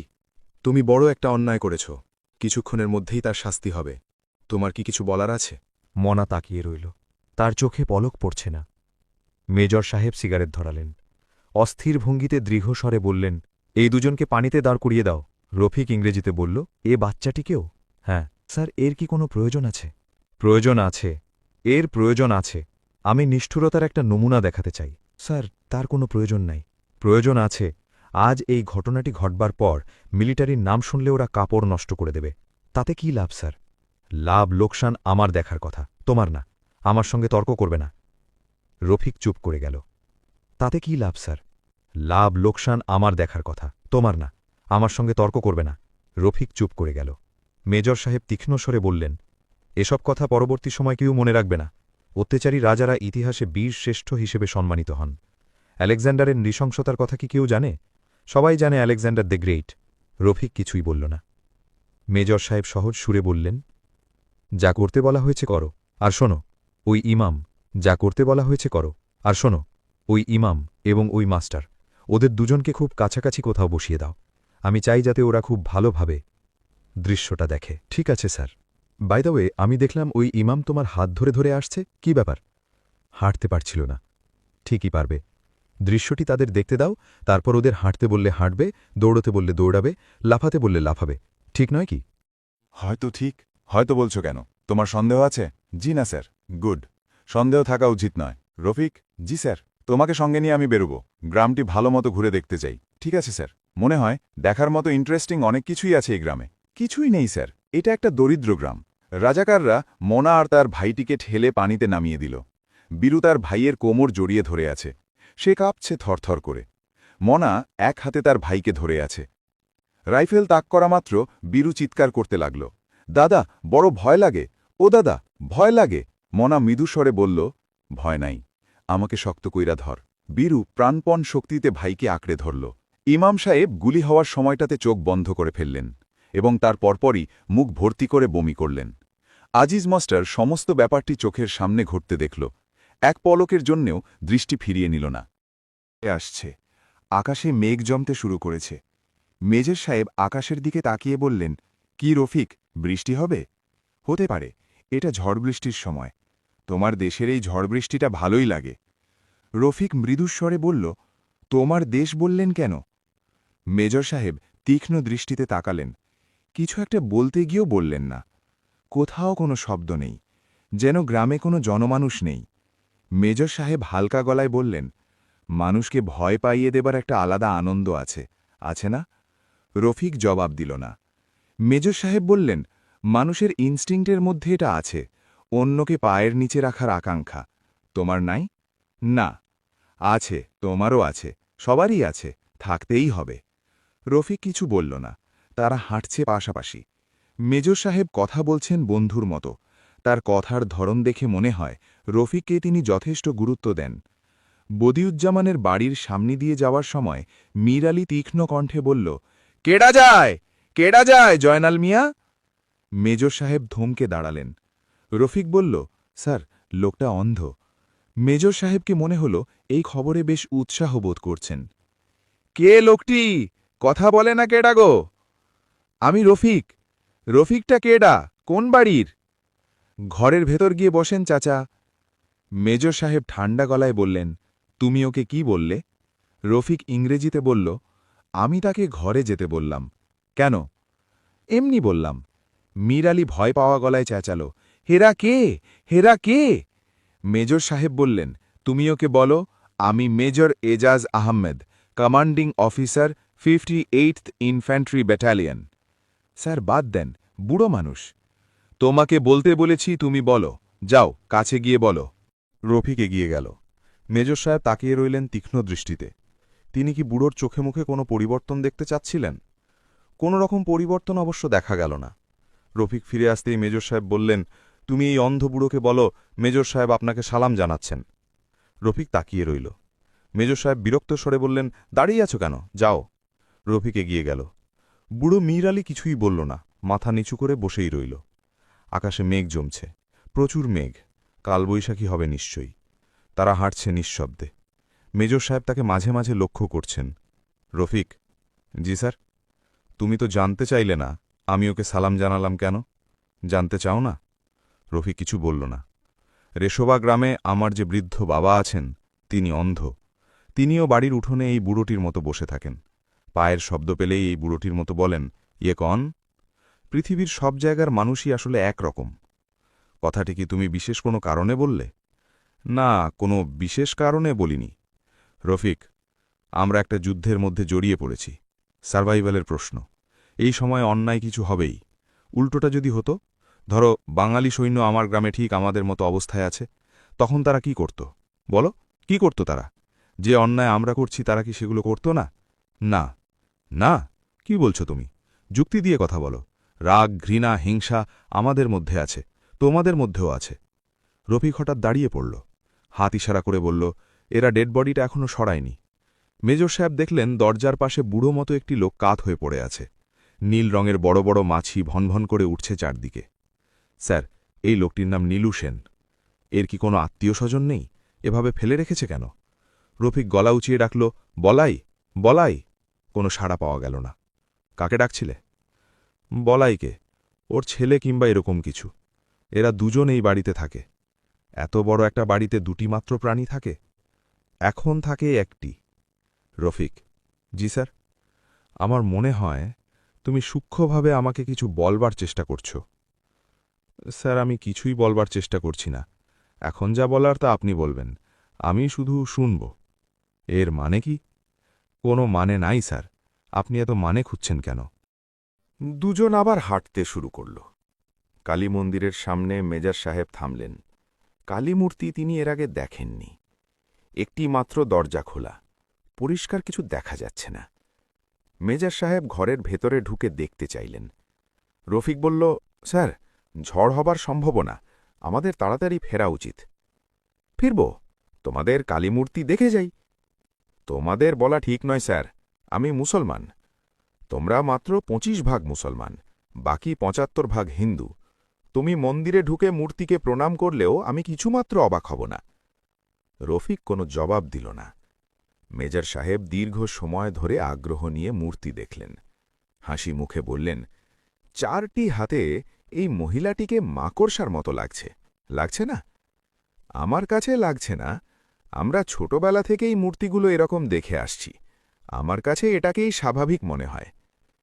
মেজর সাহেব একটা সিগারেট ধরালেন। তারপর অত্যন্ত ঠান্ডা গলায় বললেন, রফিক। জি স্যার। এই মূর্তিটির পেছনে একজন কেউ লুকিয়ে আছে। রফিক চুপ করে রইল।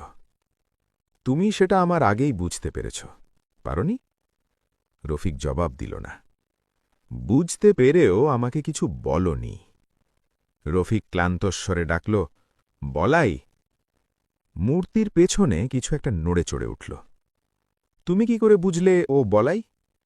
আমি অনুমান করছি। মন্দিরে আশ্রয় নিয়েছে তাই অনুমান করছি।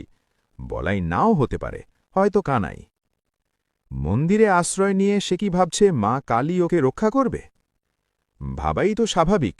অনেক মুসলমান এরকম অবস্থায় মসজিদে আশ্রয় নেয়, ভাবে আল্লাহ তাদের রক্ষা করবেন। মেজর সাহেবের দৃষ্টি তীক্ষ্ণ হল। রফিক নির্বিকার ভঙ্গিতে বলল, অনেক জায়গায় মসজিদ থেকে টেনে বের করে ওদের মারা হয়েছে, আল্লাহ তাদের রক্ষা করতে পারেননি। তুমি কি বলতে চাচ্ছ? আপনি যদি বলাইকে মারতে চান, কালী মূর্তি ওকে রক্ষা করতে পারবে না, এটাই বলতে চাচ্ছি, এর বেশি কিছু না। ওকে বের হয়ে আসতে বলো। রফিক ডাকল, বলাই, বলাই। বলাই জবাব দিল না। একটা মৃদু ফোঁপানির শব্দ শোনা গেল। প্রায় সঙ্গে সঙ্গেই ঝড় শুরু হল, প্রচণ্ড ঝড়। মেজর সাহেব মন্দিরের ভেতর থেকে বারান্দায় এসে দাঁড়ালেন। হুঁ হুঁ শব্দ উঠছে। দেখতে দেখতে আবহাওয়ার রুদ্রমূর্তি ধারণ করল। মন্দির সংলগ্ন বাঁশঝাড়ে ভয় ধরানো শব্দ হতে লাগল। রফিক এসে দাঁড়াল মেজর সাহেবের পাশে। মেজর সাহেব মুগ্ধকণ্ঠে বললেন, বিউটিফুল। কালীমূর্তির পেছনে উবু হয়ে বসে থাকা বলাইয়ের কথা তার মনে রইল না। ঝড়ের সঙ্গে সঙ্গে ফোঁটা ফোঁটা বৃষ্টি পড়তে শুরু করেছে। মেজর সাহেব দ্বিতীয়বার বললেন, বিউটিফুল। সামনে খোলা মাঠ, অনেক দূর পর্যন্ত দেখা যাচ্ছে। মাঠে খুলি ও শুকনো পাতায় ঘূর্ণির মতো উঠেছে। এর মধ্যেই খালি গায়ে একজনকে ছুটে যেতে দেখা গেল। তার ভাব দেখে মনে হচ্ছে সে মহা উল্লসিত। মেজর সাহেব বললেন, লোকটিকে দেখতে পাচ্ছ? রফিক নিস্পৃহ স্বরে বলল, ও নিজাম, পাগল। আমাদের সব গ্রামে একটি করে পাগল থাকে। এই গ্রামে সবাইকে কি তুমি এর মধ্যেই চিনে ফেলেছ? না, কয়েকজনকে চিনি, সবাইকে না। ওই পাগলটা কি জংলা মাঠের দিকে যাচ্ছে না? মনে হয় যাচ্ছে। পাগলরা বন জঙ্গল খুব পছন্দ করে, মানুষের চেয়ে গাছকে তারা বড় বন্ধু মনে করে। রফিক, জি স্যার। তোমার পড়াশোনা কত দূর? পাস কোর্সে বিএ পাশ করেছি। মাঝে মাঝে তুমি ফিলসফারদের মতো কথা বলো। পরিবেশের জন্য এরকম মনে হয়, বিশেষ বিশেষ পরিবেশে সাধারণ কথাও খুব অসাধারণ মনে হয়। তা ঠিক। মেজর সাহেব মাঠের দিকে তাকিয়ে রইলেন। বারের চাপ ক্রমেই বাড়ছে। মন্দিরের একটা জানালা খুলে গিয়েছে। খটখট শব্দে কানের তালা লেগে যাবার জোগাড়। রফিক বলল, স্যার কি ভেতরে গিয়ে বসবেন? না। পাগলা নিজাম সত্যি সত্যি কি বনের ভেতর ঢুকেছে? মেজর সাহেব তাকিয়ে আছেন তীক্ষ্ণ দৃষ্টিতে। তাকে অত্যন্ত চিন্তিত মনে হচ্ছে। কপালে ভাঁজ পড়েছে। রফিক, জি sir. George Bernard Shaw military officer সম্পর্কে কি বলেছেন জানো? জানি না স্যার। তিনি বলেছেন 10 জন মিলিটারি অফিসারের মধ্যে 9 জনই হয় বোকা, বাকি একজন রাম ব্যাকা। জর্জ বার্নার্ড শয়ের রচনা আমাদের সিলেবাসে ছিল না, আমি তার কোনো লেখা পড়িনি। লোকটি রসিক, তবে তার কথা ঠিক নয়। মাঝে মাঝে মিলিটারি অফিসারদের মধ্যেও বুদ্ধিমান লোক থাকে, যেমন আমি, ঠিক না? জি স্যার।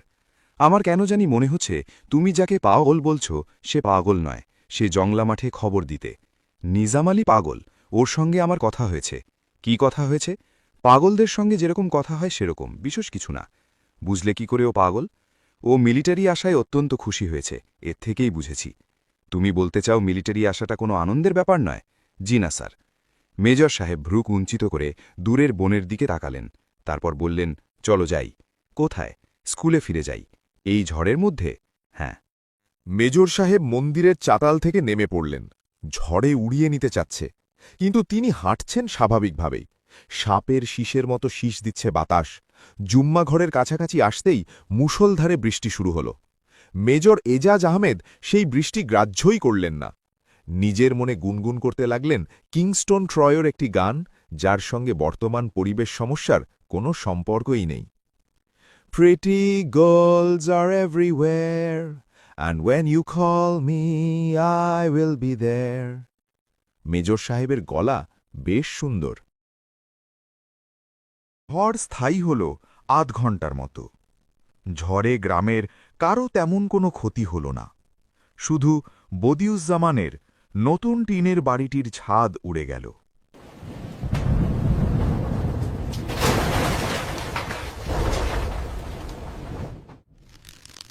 মীর আলী আতঙ্কে অস্থির হয়ে চেঁচাতে লাগল।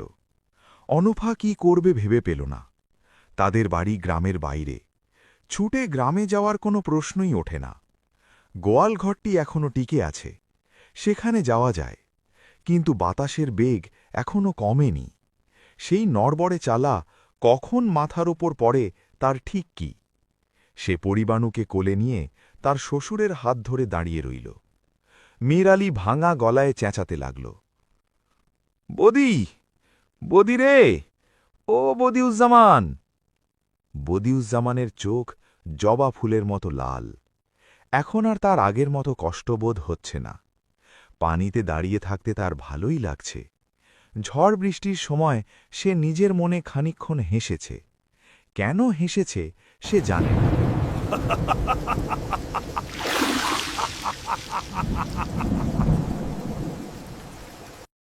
কোনো কারণ ছাড়াই হাসি এসেছে। বদিউজ্জামানের ভয়ও কমে এসেছে। কিছুক্ষণ আগে একটি শেয়াল এসে তার দিকে তাকিয়েছিল। সে বেশ শব্দ করেই বলেছে, যা যা। এই শেয়ালটি আবার এসেছে। মাথা ঘুরিয়ে ঘুরিয়ে তাকে দেখছে। অন্ধকার হয়ে আসছে।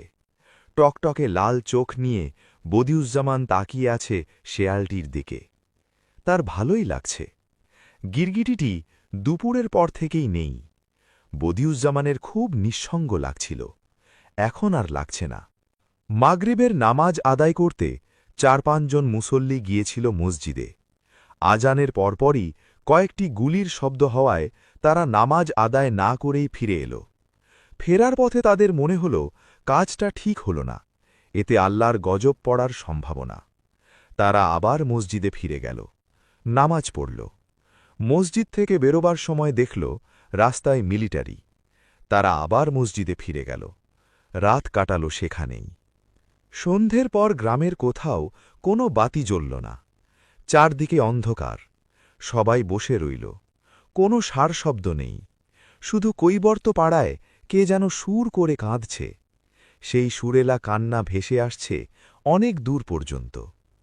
চিত্রা বুড়ি বসে আছে কৈবর্ত পাড়ায়। তাকে কেউ কিছু বলছে না। চিত্রা বুড়িও কাঁদছে, হাউমাউ কান্না। বলাই কোনোখানেই বেশিক্ষণ থাকতে পারছে না। সারাক্ষণই তার মনে হচ্ছিল এই বুঝি তাকে ধরতে আসছে। সে অল্প কিছু সময়ের মধ্যেই বেশ কয়েকবার জায়গা বদল করল। বেশি দূর কখনো গেল না। সেনবাড়ির মন্দির, এর মধ্যেই তার ঘোরাফেরা। সন্ধ্যা মেলাবার পর সে চিলেকোঠার লোহার সিঁড়ি বেয়ে ছাদে উঠে গেল।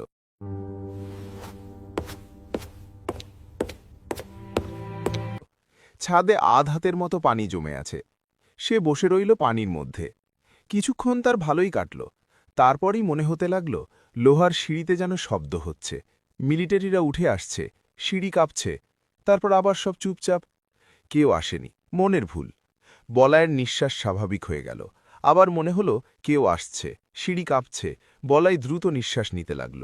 ঝড়ের সময় একজন মিলিটারি সুবাদার ও ৩ জন রাজাকারের একটি দল ছুটতে ছুটতে সফদারুল্লার চালাঘরে এসে উঠেছিল। সফদারুল্লাহ বাড়িতে ছিল না। মেয়ে ছেলেদের গ্রাম থেকে দূরে সরিয়ে নেবার কোনো ব্যবস্থা করা যায় কিনা এ নিয়ে সে আলাপ করতে গিয়েছিল জয়নাল মিয়ার সঙ্গে। ওরা সফদারুল্লাহর ঘরে ঢুকেই টর্চ টিপল। সেই টর্চের আলো পড়ল জড়সড় হয়ে বসে থাকা সফদারুল্লাহর স্ত্রী ও তার ছোট বোনের মুখে। ছোট বোনটির বয়স 12। মিলিটারি সুবাদার মুগ্ধ কণ্ঠে বলল, এরকম সুন্দর মেয়ে সে কাশ্মীরেই শুধু দেখেছে, বাঙালিদের মধ্যে এরকম সুন্দর দেখেনি। সে খুবই সহজ ভঙ্গিতে এগিয়ে গেল।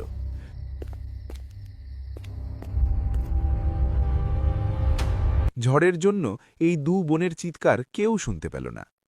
মেয়েদের গ্রামের বাইরে পাঠিয়ে দেবার ব্যাপারে জয়নাল মিয়ার অভিমত হল, এর কোনো দরকার নাই। হিন্দু মেয়ের কিছুটা ভয় থাকলে থাকতে পারে, কিন্তু মুসলমান মেয়েদের কোনো ভয় নাই। জয়নাল মিয়া দৃঢ়ত্বরে বললেন, মুসলমানের শৈলে এরা হাত দেয় না। এই গ্রামে যে 3টে মানুষ মারা গেছে, এর মধ্যে মুসলমান কেউ আছে? তোমরা আছে? কথা খুবই সত্যি। জয়নাল মিয়া নিচুস্বরে বলল, মুসলমানের সঙ্গে ব্যবহারও খুব বালা। মীর আলী চাচারে মেজর সাহেব সালাম দিছে, বিশ্বাস না হইলে জিগায় আও। এই কথাটিও সত্যি। তবু মতি বলল, ঘরের মেয়ে ছেলেরা বড় অস্থির হয়ে পড়ছে। জয়নাল মিয়া দৃঢ়স্বরে বলল, রাইত দুপুরে এভাবে টানাকানি করার কোনো দরকার নাই। যাও, তোমরা বাড়িত গিয়া আল্লাহ খুদার নাম নাও, ফিয়ামানিল্লা, ভয়ের কিছু নাই। যে অল্প কজন এসেছিল তারা ঝড়ের মধ্যেই চলে গেল। ঝড় থামবার পর জয়নাল মিয়ার কাছে খবর এলো, মেজর সাহেব তার সঙ্গে দেখা করতে চান। সে যেন দেরি না করে। জয়নাল মিয়া ভীতস্বরে বলল, যাও, গিয়ে বলো আমি আসতাছি। বাঙালি রাজাকারটি বিরক্ত মুখে বলল, আমার সাথে চলেন, সাথে যাইতে বলছে। সফদারুল্লাহর বাড়ির সামনে এসে জয়নাল মিয়ার মনে হল ভেতর বাড়িতে মেয়ে ছেলে কাঁদছে। সফদারুল্লাহ উঠোনে বসে আছে। জয়নাল মিয়া জিজ্ঞেস করল, কি হয়েছে? সফদারুল্লাহ জবাব দিল না। কান দেখে? সফদারুল্লাহ সেই প্রশ্নেরও জবাব দিল না। সঙ্গের রাজাকারটি জয়নাল মিয়ার পিঠে ঠেলা দিয়ে বলল, তাড়াতাড়ি হাঁটেন। হাতে ঘরে ঢুকলেন। তার সমস্ত গা ভেজা, মাথায় টুপি নেই, ভেজা চুল বেয়ে ফোঁটা ফোঁটা পানি পড়ছে। আজিজ মাস্টার উঠে দাঁড়াল। ইমাম সাহেব বসেই রইলেন। তার উঠে দাঁড়াবার ক্ষমতা নেই। কিছু সময় পরপরই তার বমি হচ্ছে। ঘরময় বমির কটু গন্ধ। রফিক একটি হারিকেন টেবিলের ওপর রেখে চেয়ার এগিয়ে দিল মেজা সাহেবের দিকে। তিনি বসলেন না, একটি পা রাখলেন চেয়ারে। গম্ভীর গলায় প্রশ্ন করতে শুরু করলেন। প্রশ্নগুলো ইমাম সাহেবের প্রতি। রফিককে প্রতিটি প্রশ্ন ও উত্তর ইংরেজি করে দিতে হচ্ছিল। প্রশ্নোত্তর পর্বের গতি হল শ্লথ। সেজন্য মেজা সাহেবের কোনো ধৈর্যচ্যুতি হল না। তারপর, ইমাম, ভালো আছো? জি। আমি তো খবর পেলাম ভালো নেই, ক্রমাগত বমি হচ্ছে। জি হুজুর। শাস্তির দৃশ্যটা ভালো লাগেনি? ইমাম সাহেব জবাব দিলেন না। বমির বেগ সামলাবার চেষ্টা করতে লাগলেন। মেজা সাহেবের মুখে ক্ষীণ হাসি দেখা গেল। দৃশ্যটি কি খুব কঠিন ছিল? তুমি নিজে নিশ্চয়ই গরু ছাগল জবাই করো না? জি করি। তখন খারাপ লাগে না? ইমাম সাহেব একটি ছোট্ট নিঃশ্বাস ফেললেন। মেজা সাহেব কফির মগে দীর্ঘ চুমুক দিয়ে জবাবের প্রতীক্ষা করতে লাগলেন। জবাব পাওয়া গেল না। ইমাম? জি স্যার। এখন আমাকে বলো, তোমাদের ওই জঙ্গলে মোট কতজন বাঙালি সৈন্য আছে? আমি জানি না স্যার। সঠিক সংখ্যাটি না বলতে পারলেও কোনো ক্ষতি নেই, অনুমান করে বলো। আমি জানি না স্যার।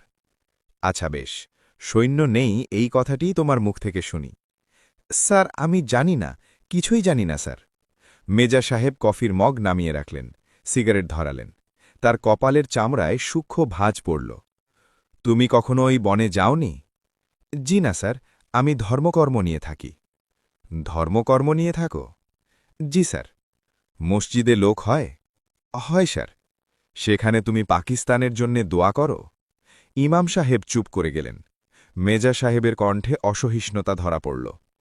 খুদবার শেষে পাকিস্তানের জন্যে কখনো দোয়া করনি? পৃথিবীর সব মুসলমানের জন্যে দোয়া খায়ের করা হয় স্যার। তুমি আমার কথার জবাব দাও, পাকিস্তানের জন্যে দোয়া করনি? জি না স্যার। বাংলাদেশের জন্যে কখনো দোয়া করেছ? ইমাম সাহেব চুপ করে রইলেন।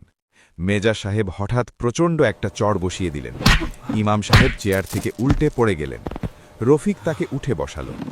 মেজা সাহেব ঠান্ডাম্বরে বললেন, ব্যথা লেগেছে? জি না। এতটুকু ব্যথা লাগেনি? জি না স্যার। আমার হাত এতটা কমজোরি তা জানা ছিল না। মেজর সাহেব হাতের সিগারেট ফেলে দিয়ে দ্বিতীয় চটটি দিলেন। ইমাম সাহেব গড়িয়ে নিচে পড়ে গেলেন। তার নাক দিয়ে রক্ত পড়তে শুরু করল। রফিক তাকে তুলতে গেল। মেজর সাহেব বললেন, ও নিজে নিজেই উঠবে। ইমাম, উঠে বসো। ইমাম সাহেব উঠে বসলেন। এখন বলো, তুমি শেখ মুজিবুর রহমানের নাম শুনেছ? জি, শুনেছি। সে কে? ইমাম সাহেব চুপ করে রইলেন। সে কে তুমি জানো না? মেজর সাহেব এগিয়ে এসে তৃতীয় চটটি বসালেন। ইমাম সাহেব শব্দ করে দোয়া ইউনুস পড়তে লাগলেন। মেজর সাহেব তাকালেন আজিজ মাস্টারের দিকে। তারপর কবি, তুমি কেমন আছো? ভালো আছো? জি। তুমি শুনলাম বেশ শক্তই ছিলে, বমি টমি কিছু করনি? আজিজ মাস্টার জবাব দিল না। বাংলাদেশের ওপর কখনো কবিতা লিখেছ? জি না স্যার। কেন লেখনি কেন? আজিজ মাস্টার চুপ করে রইল। শেখ মুজিবের ওপর লিখেছ? জি না। আজিজ মাস্টারের পা কাঁপতে লাগল। মেজর সাহেব বললেন, তুমি দেখি প্রেমের কবিতা ছাড়া অন্য কিছু লেখো না? জি না। তুমি দেখি দারুণ প্রেমিক মানুষ, সব কবিতা কি মালা নামের ওই বালিকাকে নিয়ে লেখা? জবাব দাও, বলো হ্যাঁ কিংবা না। হ্যাঁ। শোনো আজিজ, আমি কথা রাখি। আমি কথা দিয়েছিলাম ওই মেয়েটির সঙ্গে তোমার বিয়ের ব্যবস্থা করব, সেটা আমার মনে আছে। আমি ওই মেয়ের বাবাকে আনতে লোক পাঠিয়েছি। এখন তুমি আমাকে বলো, ওই বনে কতজন সৈন্য লুকিয়ে আছে? স্যার, বিশ্বাস করেন, আমি কিছুই জানি না। আমি তোমার কথা বিশ্বাস করলাম না। তুমি বোধহয় জানো না আমি কি পরিমাণ নিষ্ঠুর হতে পারি। তুমি জানো? জি স্যার, জানি। না, তুমি জানো না, তবে এক্ষুনি দেখতে পাবে। রফিক, তুমি ওর জামা কাপড় খুলে ওকে কেন্টো করে ফেলো। আজিজ মাস্টার হতভম্ব হয়ে তাকাল। এই লোকটা বলে কি? আজিজ মাস্টারের পা কাঁপতে লাগল। মেজর সাহেব বললেন, দেরি করবে না, আমার হাতে সময় বেশি নেই। রফিক, জি স্যার, এই মিথ্যেবাদী কুকুরটাকে ন্যাংটা করে সমস্ত গ্রামে ঘুরে ঘুরে দেখাবে। বুঝতে পারছ? পারছি। আর শোনো, একটা ইটের টুকরো ওর পুরুষাঙ্গে ছুলিয়ে দেবে। এতে সমস্ত ব্যাপারটায় একটা হিউমার আসবে। আজিজ মাস্টার কাঁপা গলায় বলল, আমি কিছুই জানি না স্যার, একটা কোরআন শরীফ দেন, কোরআন শরীফ ছুঁয়ে বলবো। তার কোনো প্রয়োজন দেখি না। রফিক, যা করতে বলছি করো। রফিক থেমে থেমে বলল, মানুষকে এভাবে লজ্জা দেবার কোনো অর্থ হয় না। মেজর সাহেবের চোখে দৃষ্টি তীক্ষ্ণ হতে লাগল। তিনি তাকিয়ে আছেন রফিকের দিকে। রফিক বলল, আপনি যদি একে অপরাধী মনে করেন তাহলে মেরে ফেলেন, লজ্জা দেবার দরকার কি? তুমি একে অপরাধী মনে করো না? না, আমার মনে হয় সে কিছু জানে না। সেই গ্রামে থাকে আর এত বড় একটা ব্যাপার জানবে না? জানলে বলতো। কিছু জানে না তাই বলছে না। বলবে সে ঠিকই। ইট বেঁধে তাকে বাড়ি বাড়ি নিয়ে যাও, দেখবে তার মুখে কথা ফুটেছে, তখন সে প্রচুর কথা বলবে। রফিক ঠান্ডা স্বরে বলল, স্যার, ওকে এরকম লজ্জা দেওয়াটা ঠিক না। কেন ঠিক না? আপনি শুধু ওকে লজ্জা দিচ্ছেন না, আপনি আমাকেও লজ্জা দিচ্ছেন। আমিও ওর মতো বাঙালি, তাই নাকি? আমি তো জানতাম তুমি পাকিস্তানি। তুমি কি সত্যি পাকিস্তানি? জি স্যার, আমার মনে হয় এটা তোমার সব সময় মনে থাকে না। মনে রাখবে। জি স্যার, এটা তোমার নিজের স্বার্থেই মনে রাখা উচিত। রফিক চুপ করে গেল। মেজর সাহেব বললেন, একটা মজার ব্যাপার কি জানো রফিক? তুমি যদি আজিজ মাস্টারকে চয়েস দাও, মৃত্যু অথবা লজ্জাজনক শাস্তি, তাহলে সে লজ্জাজনক শাস্তিটাই বেছে নেবে। মহানন্দে পিঠ বেঁধে মানুষের বাড়ি বাড়ি ঘুরে বেড়াবে। জিজ্ঞেস করে দেখো। রফিক কিছুই জিজ্ঞেস করল না। মেজর সাহেব কঠিন স্বরে বললেন, আজিজ, পরিষ্কার উত্তর দাও। মরতে চাও না চাও না? আমি দ্বিতীয়বার এই প্রশ্ন করব না, 30 সেকেন্ডের ভেতরে জবাব চাই। বলো, মরতে চাও না চাও না? মরতে চাই না। মেজর সাহেব হাসি মুখে বললেন, বেশ, তাহলে কাপড় খুলে ফেলো। তোমাকে ঠিক 1 মিনিট সময় দেওয়া হলো তার জন্য। আজিজ মাস্টার কাপড় খুলতে শুরু করল। রফিক, আমার কথা বিশ্বাস হলো? হলো। বাঙালিদের মান অপমান বলে কিছু নেই। একটা কুকুরেরও আত্মসম্মান থাকে, এদের তাও নেই। আমি যদি ওকে বলি যাও, ওই ইমামের পশ্চাদেশ চেটে আসো, ও তাই করবে। রফিক মৃদুস্বরে বলল, মৃত্যুর মুখোমুখি দাঁড়ালে অনেকেই এরকম করবে। তুমি করবে? জানি না, করতেও পারি। মৃত্যু একটা ভয়াবহ ব্যাপার। মৃত্যুর সামনে দাঁড়িয়ে কে কি করবে তা আগে থেকে বলা সম্ভব নয়। তাই বুঝি? জি স্যার, আপনার মতো একজন সাহসী মানুষও দেখা যাবে কাপুরুষের মতো কাণ্ডকারখানা করছে। মেজর সাহেব ঘর ছেড়ে বেরিয়ে এলেন, এবং তারও মিনিটখানেক পর জয়নাল মিয়াকে সেই ঘরে ঢুকিয়ে দেওয়া হল। আজিজ মাস্টার দুহাতে তার লজ্জা ঢাকতে চেষ্টা করল। ইমাম সাহেব বেশ স্বাভাবিক গলায় বললেন, জয়নাল মিয়া, ভালো আছেন? জয়নাল কিছু একটা বলতে চেষ্টা করল, বলতে পারল না। আজিজ মাস্টারের মতো একজন বয়স্ক মানুষ সম্পূর্ণ নগ্ন দাঁড়িয়ে আছে, এটি এখনও সে বিশ্বাস করতে পারছে না। ইমাম সাহেব বললেন, বড় খারাপ সময় জয়নাল সাব, আল্লাহ খুদার নাম নেন। জয়নাল মিয়া আবারও কিছু বলতে চেষ্টা করল, বলতে পারল না, কথা আটকে গেল। আকাশে তারা ফুটতে শুরু করেছে। রাত প্রায় ৮টা, কিন্তু মনে হচ্ছে নিশুথি। হাওয়া থেমে গেছে, গাছের একটি পাতাও নড়ছে না। সফদরুল্লাহ একটা দা হাতে মাঠে নেমে পড়ল। সে দুজনকে খুঁজছে। একজন তাল গাছের মতো লম্বা, গোঁফ আছে। অন্যজন বাঙালি, তার মুখে বসন্তের দাগ। সফদরুল্লাহ কোনো রকম শব্দ না করে হাঁটছে। ঘুটঘুটে অন্ধকার, তাতে তার কোনো অসুবিধে হচ্ছে না। সে যেভাবে হাঁটছে তাতে মনে হয় অন্ধকারেও দেখতে পাচ্ছে। কোনো কোনো সময় মানুষের ইন্দ্রিয় অস্বাভাবিক তীক্ষ্ণ হয়ে ওঠে। সে প্রথমে গেল বিলের দিকে। কেউ নেই সেখানে। বেশ কিছু কাটা ডাব পড়ে আছে চারদিকে। সফদরুল্লাহ দীর্ঘ সময় বিলের পাড়ে দা হাতে বসে রইল। বাতাস নেই কোথাও, তবু বিলের পানিতে ছলাৎ ছলাৎ শব্দ হচ্ছে। ওরা আবার হয়তো আসবে, পানিতে দাঁড় করিয়ে আরও মানুষ মারবে। সফদরুল্লাহর মনে হল কেউ একজন যেন এদিকে আসছে। সে শক্ত করে দাঁটি ধরে চেঁচিয়ে বলল, ক্যাডা? আমি নিজাম। আপনি কি করেন? কিছু করি না। অন্ধকারে বইয়ে আছেন কেন? সফদরুল্লাহ ফুপিয়ে উঠল। নিজাম বলল, সব মিলিটারি জমা হইতেছে জংলা মাঠে, দেখবেন? সফদরুল্লাহ সঙ্গে সঙ্গে উঠে দাঁড়াল। দাও কেন? আছে, কাম আছে, দাওয়ের কাম আছে। কৈবর্তপাড়া খালি হয়ে যাচ্ছে। এরা সরে পড়ছে নিঃশব্দে। এদের অভ্যেস আছে, অতি দ্রুত সবকিছু গুছিয়ে সরে পড়তে পারে। অন্ধকারে এরা কাজ করে। ওদের শিশুরা চোখ বড় বড় করে দেখে, হইচই করে না, কিছুই করে না। মেয়েরা জিনিসপত্র নৌকায় তুলতে থাকে, কোনো জিনিসই বাদ পড়ে না। হাঁস, মুরগি, ছাগল সবই ওঠানো হয়। এরা কাজ করে নিঃশব্দে। প্রবীণরা হুকো হাতে বেশ অনেকটা দূরে বসে থাকে। তাদের ভাবভঙ্গি দেখে মনে হয় কি হচ্ছে না হচ্ছে এরা কিছুই জানে না। এরা ঝিমুতে থাকে। ঝিমুতে ঝিমুতেই চারদিকে লক্ষ্য রাখে। বুড়ো বয়সেও এদের দৃষ্টি তীক্ষ্ণ। মীর আলী খুন খুন করে কাঁদে। ভাতের জন্য কাঁদে। বদিউজ্জামান বাড়ি ফেরেনি। সে না ফেরা পর্যন্ত অনফা ভাত চড়াবে না। ঘরে চাল ডাল সবই আছে। 4টে চাল ফোটাতে এমন কি ঝামেলা মীর আলী বুঝতে পারে না।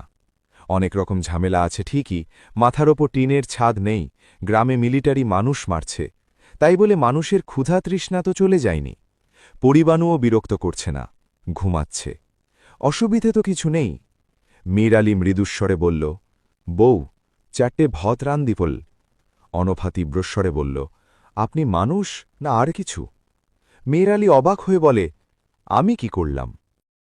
15-20 জন সেপাই বসে আছে স্কুলের বারান্দায়। এরাও ক্ষুধার্ত। সমস্ত দিন কোনো খাওয়া হয়নি। ওদের জন্য রান্না হবার কথা মধুবনে। ঝড়ের জন্য নিশ্চয়ই কোনো ঝামেলা হয়েছে। রান্না করা খাবার এসে পৌঁছায়নি। কখন এসে পৌঁছাবে কে জানে। এরা সবাই দেয়ালে ঠেস দিয়ে শ্রান্ত ভঙ্গিতে বসে আছে। কয়েকজন স্পষ্টতই ঘুমাচ্ছে। কিছু বাঙালি রাজাকার ওদের সঙ্গে গল্প জমাবার চেষ্টা করছে। গল্প জমছে না। ওরা হাল ছাড়ছে না, ওস্তাদজি বলেই যাচ্ছে। বদিউজ্জামানের মনে হল জ্বর এসেছে। সে নিশ্চিত হতে পারছে না। মাথায় হাত দিলে কোনো উত্তাপ পাওয়া যায় না, কিন্তু তার কান ঝাঁ ঝাঁ করছে। কিছুক্ষণ আগেও তার শীত করছিল, এখন আর করছে না। খুক খুক করে কে যেন কাশল, নাকি সে নিজেই কাশছে? নিজামের মতো তারও মাথা খারাপ হয়ে যাচ্ছে। একবার মনে হল শীতল ও লম্বা একটা কি যেন তার শার্টের ভেতর ঢুকে গেছে। সে প্রায় চিৎকার করে উঠতে যাচ্ছিল, কিন্তু চিৎকার করল না। মনের ভুল। শার্টের ভেতর কিছুই নেই। বদিউজ্জামানের মনে হল সে যেন অনেকের কথাবার্তা শুনতে পাচ্ছে। কথাবার্তা বলতে বলতে কারা যেন এগিয়ে আসছে। এটাও কি মনের ভুল? বদিউজ্জামান উৎকর্ণ হয়ে অপেক্ষা করতে লাগল। সে ঠিক করে রাখল মিলিটারিরা তাকে মেরে ফেললে সে বলবে, ভাইয়েরা কেমন আছেন? বড় মজার ব্যাপার হবে। বদিউজ্জামান নিজের মনে খুক খুক করে হাসতে লাগল। বাঁ দিকে 4টি সবুজ চোখ তাকিয়ে আছে তার দিকে। শেয়াল। দিনে যে শেয়ালটা তাকে দেখে গিয়েছিল সে নিশ্চয়ই তার স্ত্রীকে ডেকে নিয়ে এসেছে। ভাবতে বেশ মজা লাগল বদিউজ্জামানের। সে আবার হাসতে শুরু করল। এবার আর নিজের মনে হাসা নয়, শব্দ করে হাসা। মেজর সাহেব স্কুলঘরের শেষ প্রান্তের বারান্দায় একাকী দাঁড়িয়ে আছেন। রফিককে দেখে তিনি কিছুই বললেন না। রফিক বারান্দায় নেমে গেল। অপেক্ষা করল খানিকক্ষণ, তারপর হাঁটতে শুরু করল গেটের দিকে। মেজর সাহেব ভারী গলায় ডাকলেন, রফিক। রফিক ফিরে এলো। কোথায় যাচ্ছিলে? তেমন কোথাও না। তোমাকে একটা কথা বলার প্রয়োজন মনে করছি। বলুন, তুমি কি জানো আমি তোমাকে বিশ্বাস করি না? জানি। কখন থেকে অবিশ্বাস করতে শুরু করেছি জানো? শুরু থেকেই। কোনো বাঙালিকেই আপনি বিশ্বাস করেন না। তা ঠিক। যারা বিশ্বাস করেছে সবাই মারা পড়েছে। আমার বন্ধু মেজর বখতিয়ার বিশ্বাস করেছিল, ওরা তাকে ধরে নিয়ে গিয়েছে। মেজর বখতিয়ার বিশ্বাস করেছিল কি করেনি সেটা আপনি জানেন না, অনুমান করছেন। হ্যাঁ, তাও ঠিক, আমি জানি না। মেজর সাহেব হঠাৎ প্রসঙ্গ পাল্টে ফেলে জিজ্ঞেস করলেন, তুমি কি ওই মাস্টারটির বিশেষ অঙ্গে ইট বুলিয়ে দিয়েছ? না। কেন, প্রমাণ সাইজের ইট পাওনি? রফিক কথা বলল না। মেজর সাহেব চাপার স্বরে বললেন, বাঙালি ভাইদের প্রতি দরদ উথলে উঠেছে। আমার মধ্যে দরদ টরদ কিছু নাই মেজর সাহেব, ইট ঝুলানোটা আমার কাছে অপ্রয়োজনীয় বলে মনে হয়েছে। মোটেই অপ্রয়োজনীয় নয়। আমি ইট বাঁধা অবস্থায় ওকে ওর প্রেমিকার কাছে নিয়ে যাব এবং ওকে বলবো সেই প্রেমের কবিতাটি আবৃত্তি করতে। কেন? রফিক। জি স্যার। তুমি আমাকে প্রশ্ন করার দুঃসাহস কোথায় পেলে? আপনি একজন সাহসী মানুষ। সাহসী মানুষের সঙ্গে থেকে থেকে আমিও সাহসী হয়ে উঠেছি। I C. এবং স্যার, আপনি একবার আমাকে বলেছিলেন আমার মনে কোনো প্রশ্ন থাকলে তা বলে ফেলতে। বলেছিলাম? জি স্যার। সেই প্রিভিলেজ এখন আর তোমাকে দিতে চাই না। এখন থেকে তুমি কোনো প্রশ্ন করবে না। ঠিক আছে স্যার। রফিক। জি স্যার। আজ তোমাকে অস্বাভাবিক রকম উৎফুল্ল লাগছে। আপনি ভুল করছেন স্যার, আমাকে উৎফুল্ল দেখানোর কোনো কারণ নেই। এমন কিছুই ঘটেনি যে আমি উৎফুল্ল হব। তুমি বলতে চাও যে বিমর্ষ হওয়ার মতো অনেক কিছু ঘটেছে? আমি তাও বলতে চাই না। মেজর সাহেব পশতু ভাষায় কি যেন বললেন, কোনো কবিতা টবিতা হবে হয়তো। রফিক তাকিয়ে রইল। মেজর সাহেব বললেন, রফিক, তুমি পশতু জানো? জি না স্যার। না চাইলেও শোনো। এর মানে হচ্ছে, বেশি রকম বুদ্ধিমানেরা মাঝে মাঝে বড় রকম বোকামি করতে হয়। রফিক কিছুই বলল না। মেজর সাহেব বললেন, চলো জয়নাল লোকটির কাছ থেকে কিছু জানতে চেষ্টা করি। তোমার কি মনে হয় ও আমাদের কিছু বলবে? না স্যার, বলবে না। কি করে বুঝলে? এরা কিছুই জানে না, কাজেই কিছু বলার প্রশ্ন ওঠে না। চলো দেখা যাক। তোমার নাম জয়নাল? জি। এই ন্যাংটা মানুষটাকে তুমি চেনো? জি স্যার। ও তোমার মেয়েকে বিয়ে করতে চায়। জয়নাল মিয়া হতভম্ব হয়ে তাকালো, তার পা কাঁপতে লাগল। এসব কি শুনছে? ইমাম সাহেব অস্ফুট একটি ধ্বনি করলেন। মেজর সাহেব বললেন, কিছু বলবে ইমাম? জি না স্যার। জয়নাল, তুমি কিছু বলবে? জি না। আমি ঠিক করেছি মাস্টারকে এই অবস্থায় তোমার মেয়ের কাছে নিয়ে যাব। জয়নাল, তোমার মেয়েটি কি বাড়িতে আছে? জয়নাল মিয়া মাটিতে বসে পড়ল। মেজর সাহেব হাসি হাসি মুখে তাকিয়ে রইলেন, যেন কিছু শোনার জন্য অপেক্ষা করছেন। ঘরে একটি শব্দও হল না। জয়নাল? জি। তোমার মেয়েটি বাড়িতেই আছে আশা করি। জয়নাল মিয়া হাউমাউ করে কেঁদে উঠল। মেজর সাহেব প্রচণ্ড ধমক দিলেন, কান্না বন্ধ করো, কান্না আমার সহ্য হয় না। চলো যাই, দেরি হয়ে যাচ্ছে, চলো চলো। আজিজ মাস্টার তখন কথা বলল, অত্যন্ত স্পষ্ট স্বরে বলল, মেজর সাহেব, আমি মরবার জন্যে প্রস্তুত আছি, আমাকে লজ্জার হাত থেকে বাঁচান। মেজর সাহেব মনে হল বেশ অবাক হলেন। কৌতূহলী গলায় বললেন, মরতে রাজি আছো? হ্যাঁ। ভয় লাগছে না? লাগছে। তবু মরতে চাও? আজিজ মাস্টার জবাব না দিয়ে নিচু হয়ে তার পাজামা তুলে পড়তে শুরু করল। মেজর সাহেব তীক্ষ্ণ দৃষ্টিতে লক্ষ্য করতে লাগলেন, কিছুই বললেন না। আজিজ মাস্টারকে তার প্রায় 10 মিনিটের মধ্যে রাজাকাররা নিয়ে গেল বিলের দিকে। আজিজ মাস্টার বেশ সহজ ও স্বাভাবিকভাবেই হেঁটে গেল। যাবার আগে ইমাম সাহেবের দিকে তাকিয়ে বলল, সালাম আলাইকুম। ইমাম সাহেব বা জয়নাল মিয়া কেউ কিছু বলল না। আজিজ মাস্টার চলে যাবার পর দীর্ঘ সময় কেউ কোনো কথা বলল না। মেজর সাহেব গম্ভীর মুখে সিগারেট টানতে লাগলেন। জয়নাল মিয়া কাঁপতে লাগল থর থর করে। কিছুক্ষণের মধ্যেই স্কুল ঘরের পেছনে কয়েকটি গুলির শব্দ হল। ইমাম সাহেব ক্রমাগত দোয়াই ইউনুস পড়তে লাগলেন। মেজর সাহেব বললেন, জয়নাল, তুমি আমার প্রশ্নের ঠিক ঠিক জবাব দাও, আমাকে রাগিও না। বলো, মোট কতজন সৈন্য লুকিয়ে আছে তোমাদের জংলা মাঠে? মনে রাখবে, আমি একই প্রশ্ন দুবার করব না। বলো, কতজন? প্রায় 100। ইমাম সাহেব চোখ বড় বড় করে তাকালেন। রফিক অন্যদিকে তাকিয়ে রইল। মেজর সাহেব সিগারেট ধরালেন। সিগারেট ধরাতে গিয়ে তার হাত কাঁপতে লাগল। এরা কবে এসেছে এই বনে? পরশু। এই গ্রাম থেকে তোমরা কবার খাবার পাঠিয়েছ? 3 বার। আজিজ মাস্টার এবং ইমাম এরা এ খবর জানে? জি না, এরা বিদেশি মানুষ, এদের কেউ বলে নাই। ওই সৈন্যরা এখান থেকে কোথায় যাবে জানো? জি না। কেউ জানে? জি না। ওদের মধ্যে কতজন অফিসার আছে? আমি জানি না স্যার। ওদের সঙ্গে গোলাবারুদ কি পরিমাণ আছে? জানি না স্যার। ওদের মধ্যে আহত কেউ আছে? আছে। কতজন? ৬-৭ জন। ওরাও বনেই আছে? জি না। ওরা কোথায়? কৈবর্তপাড়ায়, জেলে পাড়ায়। বনে খাবার নিয়ে যেত কারা? কৈবর্তরা।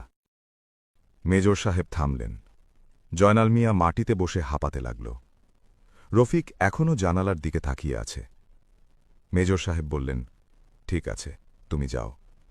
জি স্যার। তুমি যাও, তোমাকে যেতে বললাম।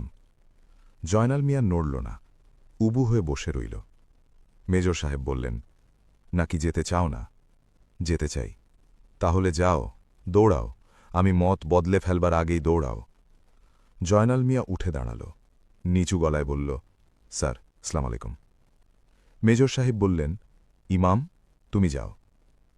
ইমাম সাহেব নিজের কানকে বিশ্বাস করতে পারছেন না। যাও যাও, চলে যাও, কুইক। ওরা ঘর থেকে বেরুল, স্কুল গেট পার হয়েই ছুটতে শুরু করল। মেজর সাহেব জানালা দিয়ে অন্ধকারের দিকে তাকিয়ে লইলেন। তার মুখ অত্যন্ত গম্ভীর। রফিক, জি স্যার। জয়নাল কি সত্যি কথা বলল? মনে হয় না স্যার, প্রাণ বাঁচানোর জন্য অনেক সময় এ জাতীয় কথা বলা হয়, কিন্তু আমি জানি ও সত্যি কথাই বলেছে। রফিক চুপ করে রইল। এবং আমার মনে হচ্ছে তুমিও তা জানো। রফিক তাকালো জানালার দিকে। বাইরে ঘন অন্ধকার। আমার মনে হয় তুমি আরও অনেক কিছুই জানো। আমি তেমন কিছু জানি না। তুমি শুধু বলো, তোমাদের সৈন্যরা এখনও কি বনে লুকিয়ে আছে? আমি কি করে জানব? তুমি অনেক কিছুই জানো। আমি কৈবর্তপাড়ায় তাল্লাশি করতে চেয়েছিলাম, তুমি বলেছিলে প্রয়োজন নেই। আমার ভুল হয়েছিল, সবাই ভুল করে। ঝড়ের সময় একটা পাগল ছুটে গেল বনের ভেতর, যায়নি? হ্যাঁ, ওকে বনের ভেতর যেতে দেখে তুমি উল্লসিত হয়ে উঠলে। রফিক একটি নিঃশ্বাস ফেলল। বলো, তুমি উল্লসিত হওনি? ভুল দেখেছেন স্যার। আমার ধারণা ওই পাগলটি বনে খবর নিয়ে গেছে এবং সবাই পালিয়েছে ঝড়ের সময়। মেজর সাহেব উঠে দাঁড়ালেন, কঠিন কণ্ঠে বললেন, চলো আমার সঙ্গে। কোথায়? বুঝতে পারছ না কোথায়? তুমি তো বুদ্ধিমান, তোমার তো বুঝতে পারা উচিত। বলো, বুঝতে পারছ? পারছি। ভয় লাগছে? না। ওরা কি ঝড়ের সময় পালিয়েছে? হ্যাঁ। এতক্ষণে ওরা অনেক দূর চলে গেছে, খুব তাড়াতাড়ি মধুবনের দিকে গেলে হয়তো এখনও ওদের ধরা যাবে। তুমি আবার আমাকে কনফিউজ করতে চেষ্টা করছ। এরা হয়তো বনেই বসে আছে। রফিক মৃদু হাসল। বলো, ওরা কি বনে বসে আছে? হয়তো আছে। গভীর রাতে বেরিয়ে আসবে। ঠিক করে বলো। আপনি এখন আমার কোনো কথাই বিশ্বাস করবেন না, কাজেই কেন শুধু শুধু প্রশ্ন করছেন?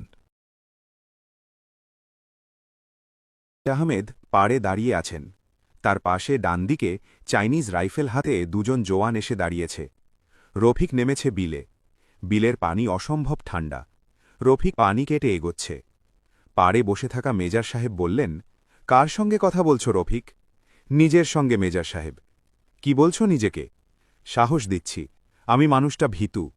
রফিক, বলুন, ওরা কি বন ছেড়ে চলে গেছে? সত্যি করে বলো। রফিক বেশ শব্দ করেই হেসে উঠল। আচমকা হাসির শব্দে মেজর সাহেব চমকে উঠলেন। কৈবর্তপাড়ায় আগুন ছড়িয়ে পড়ছে।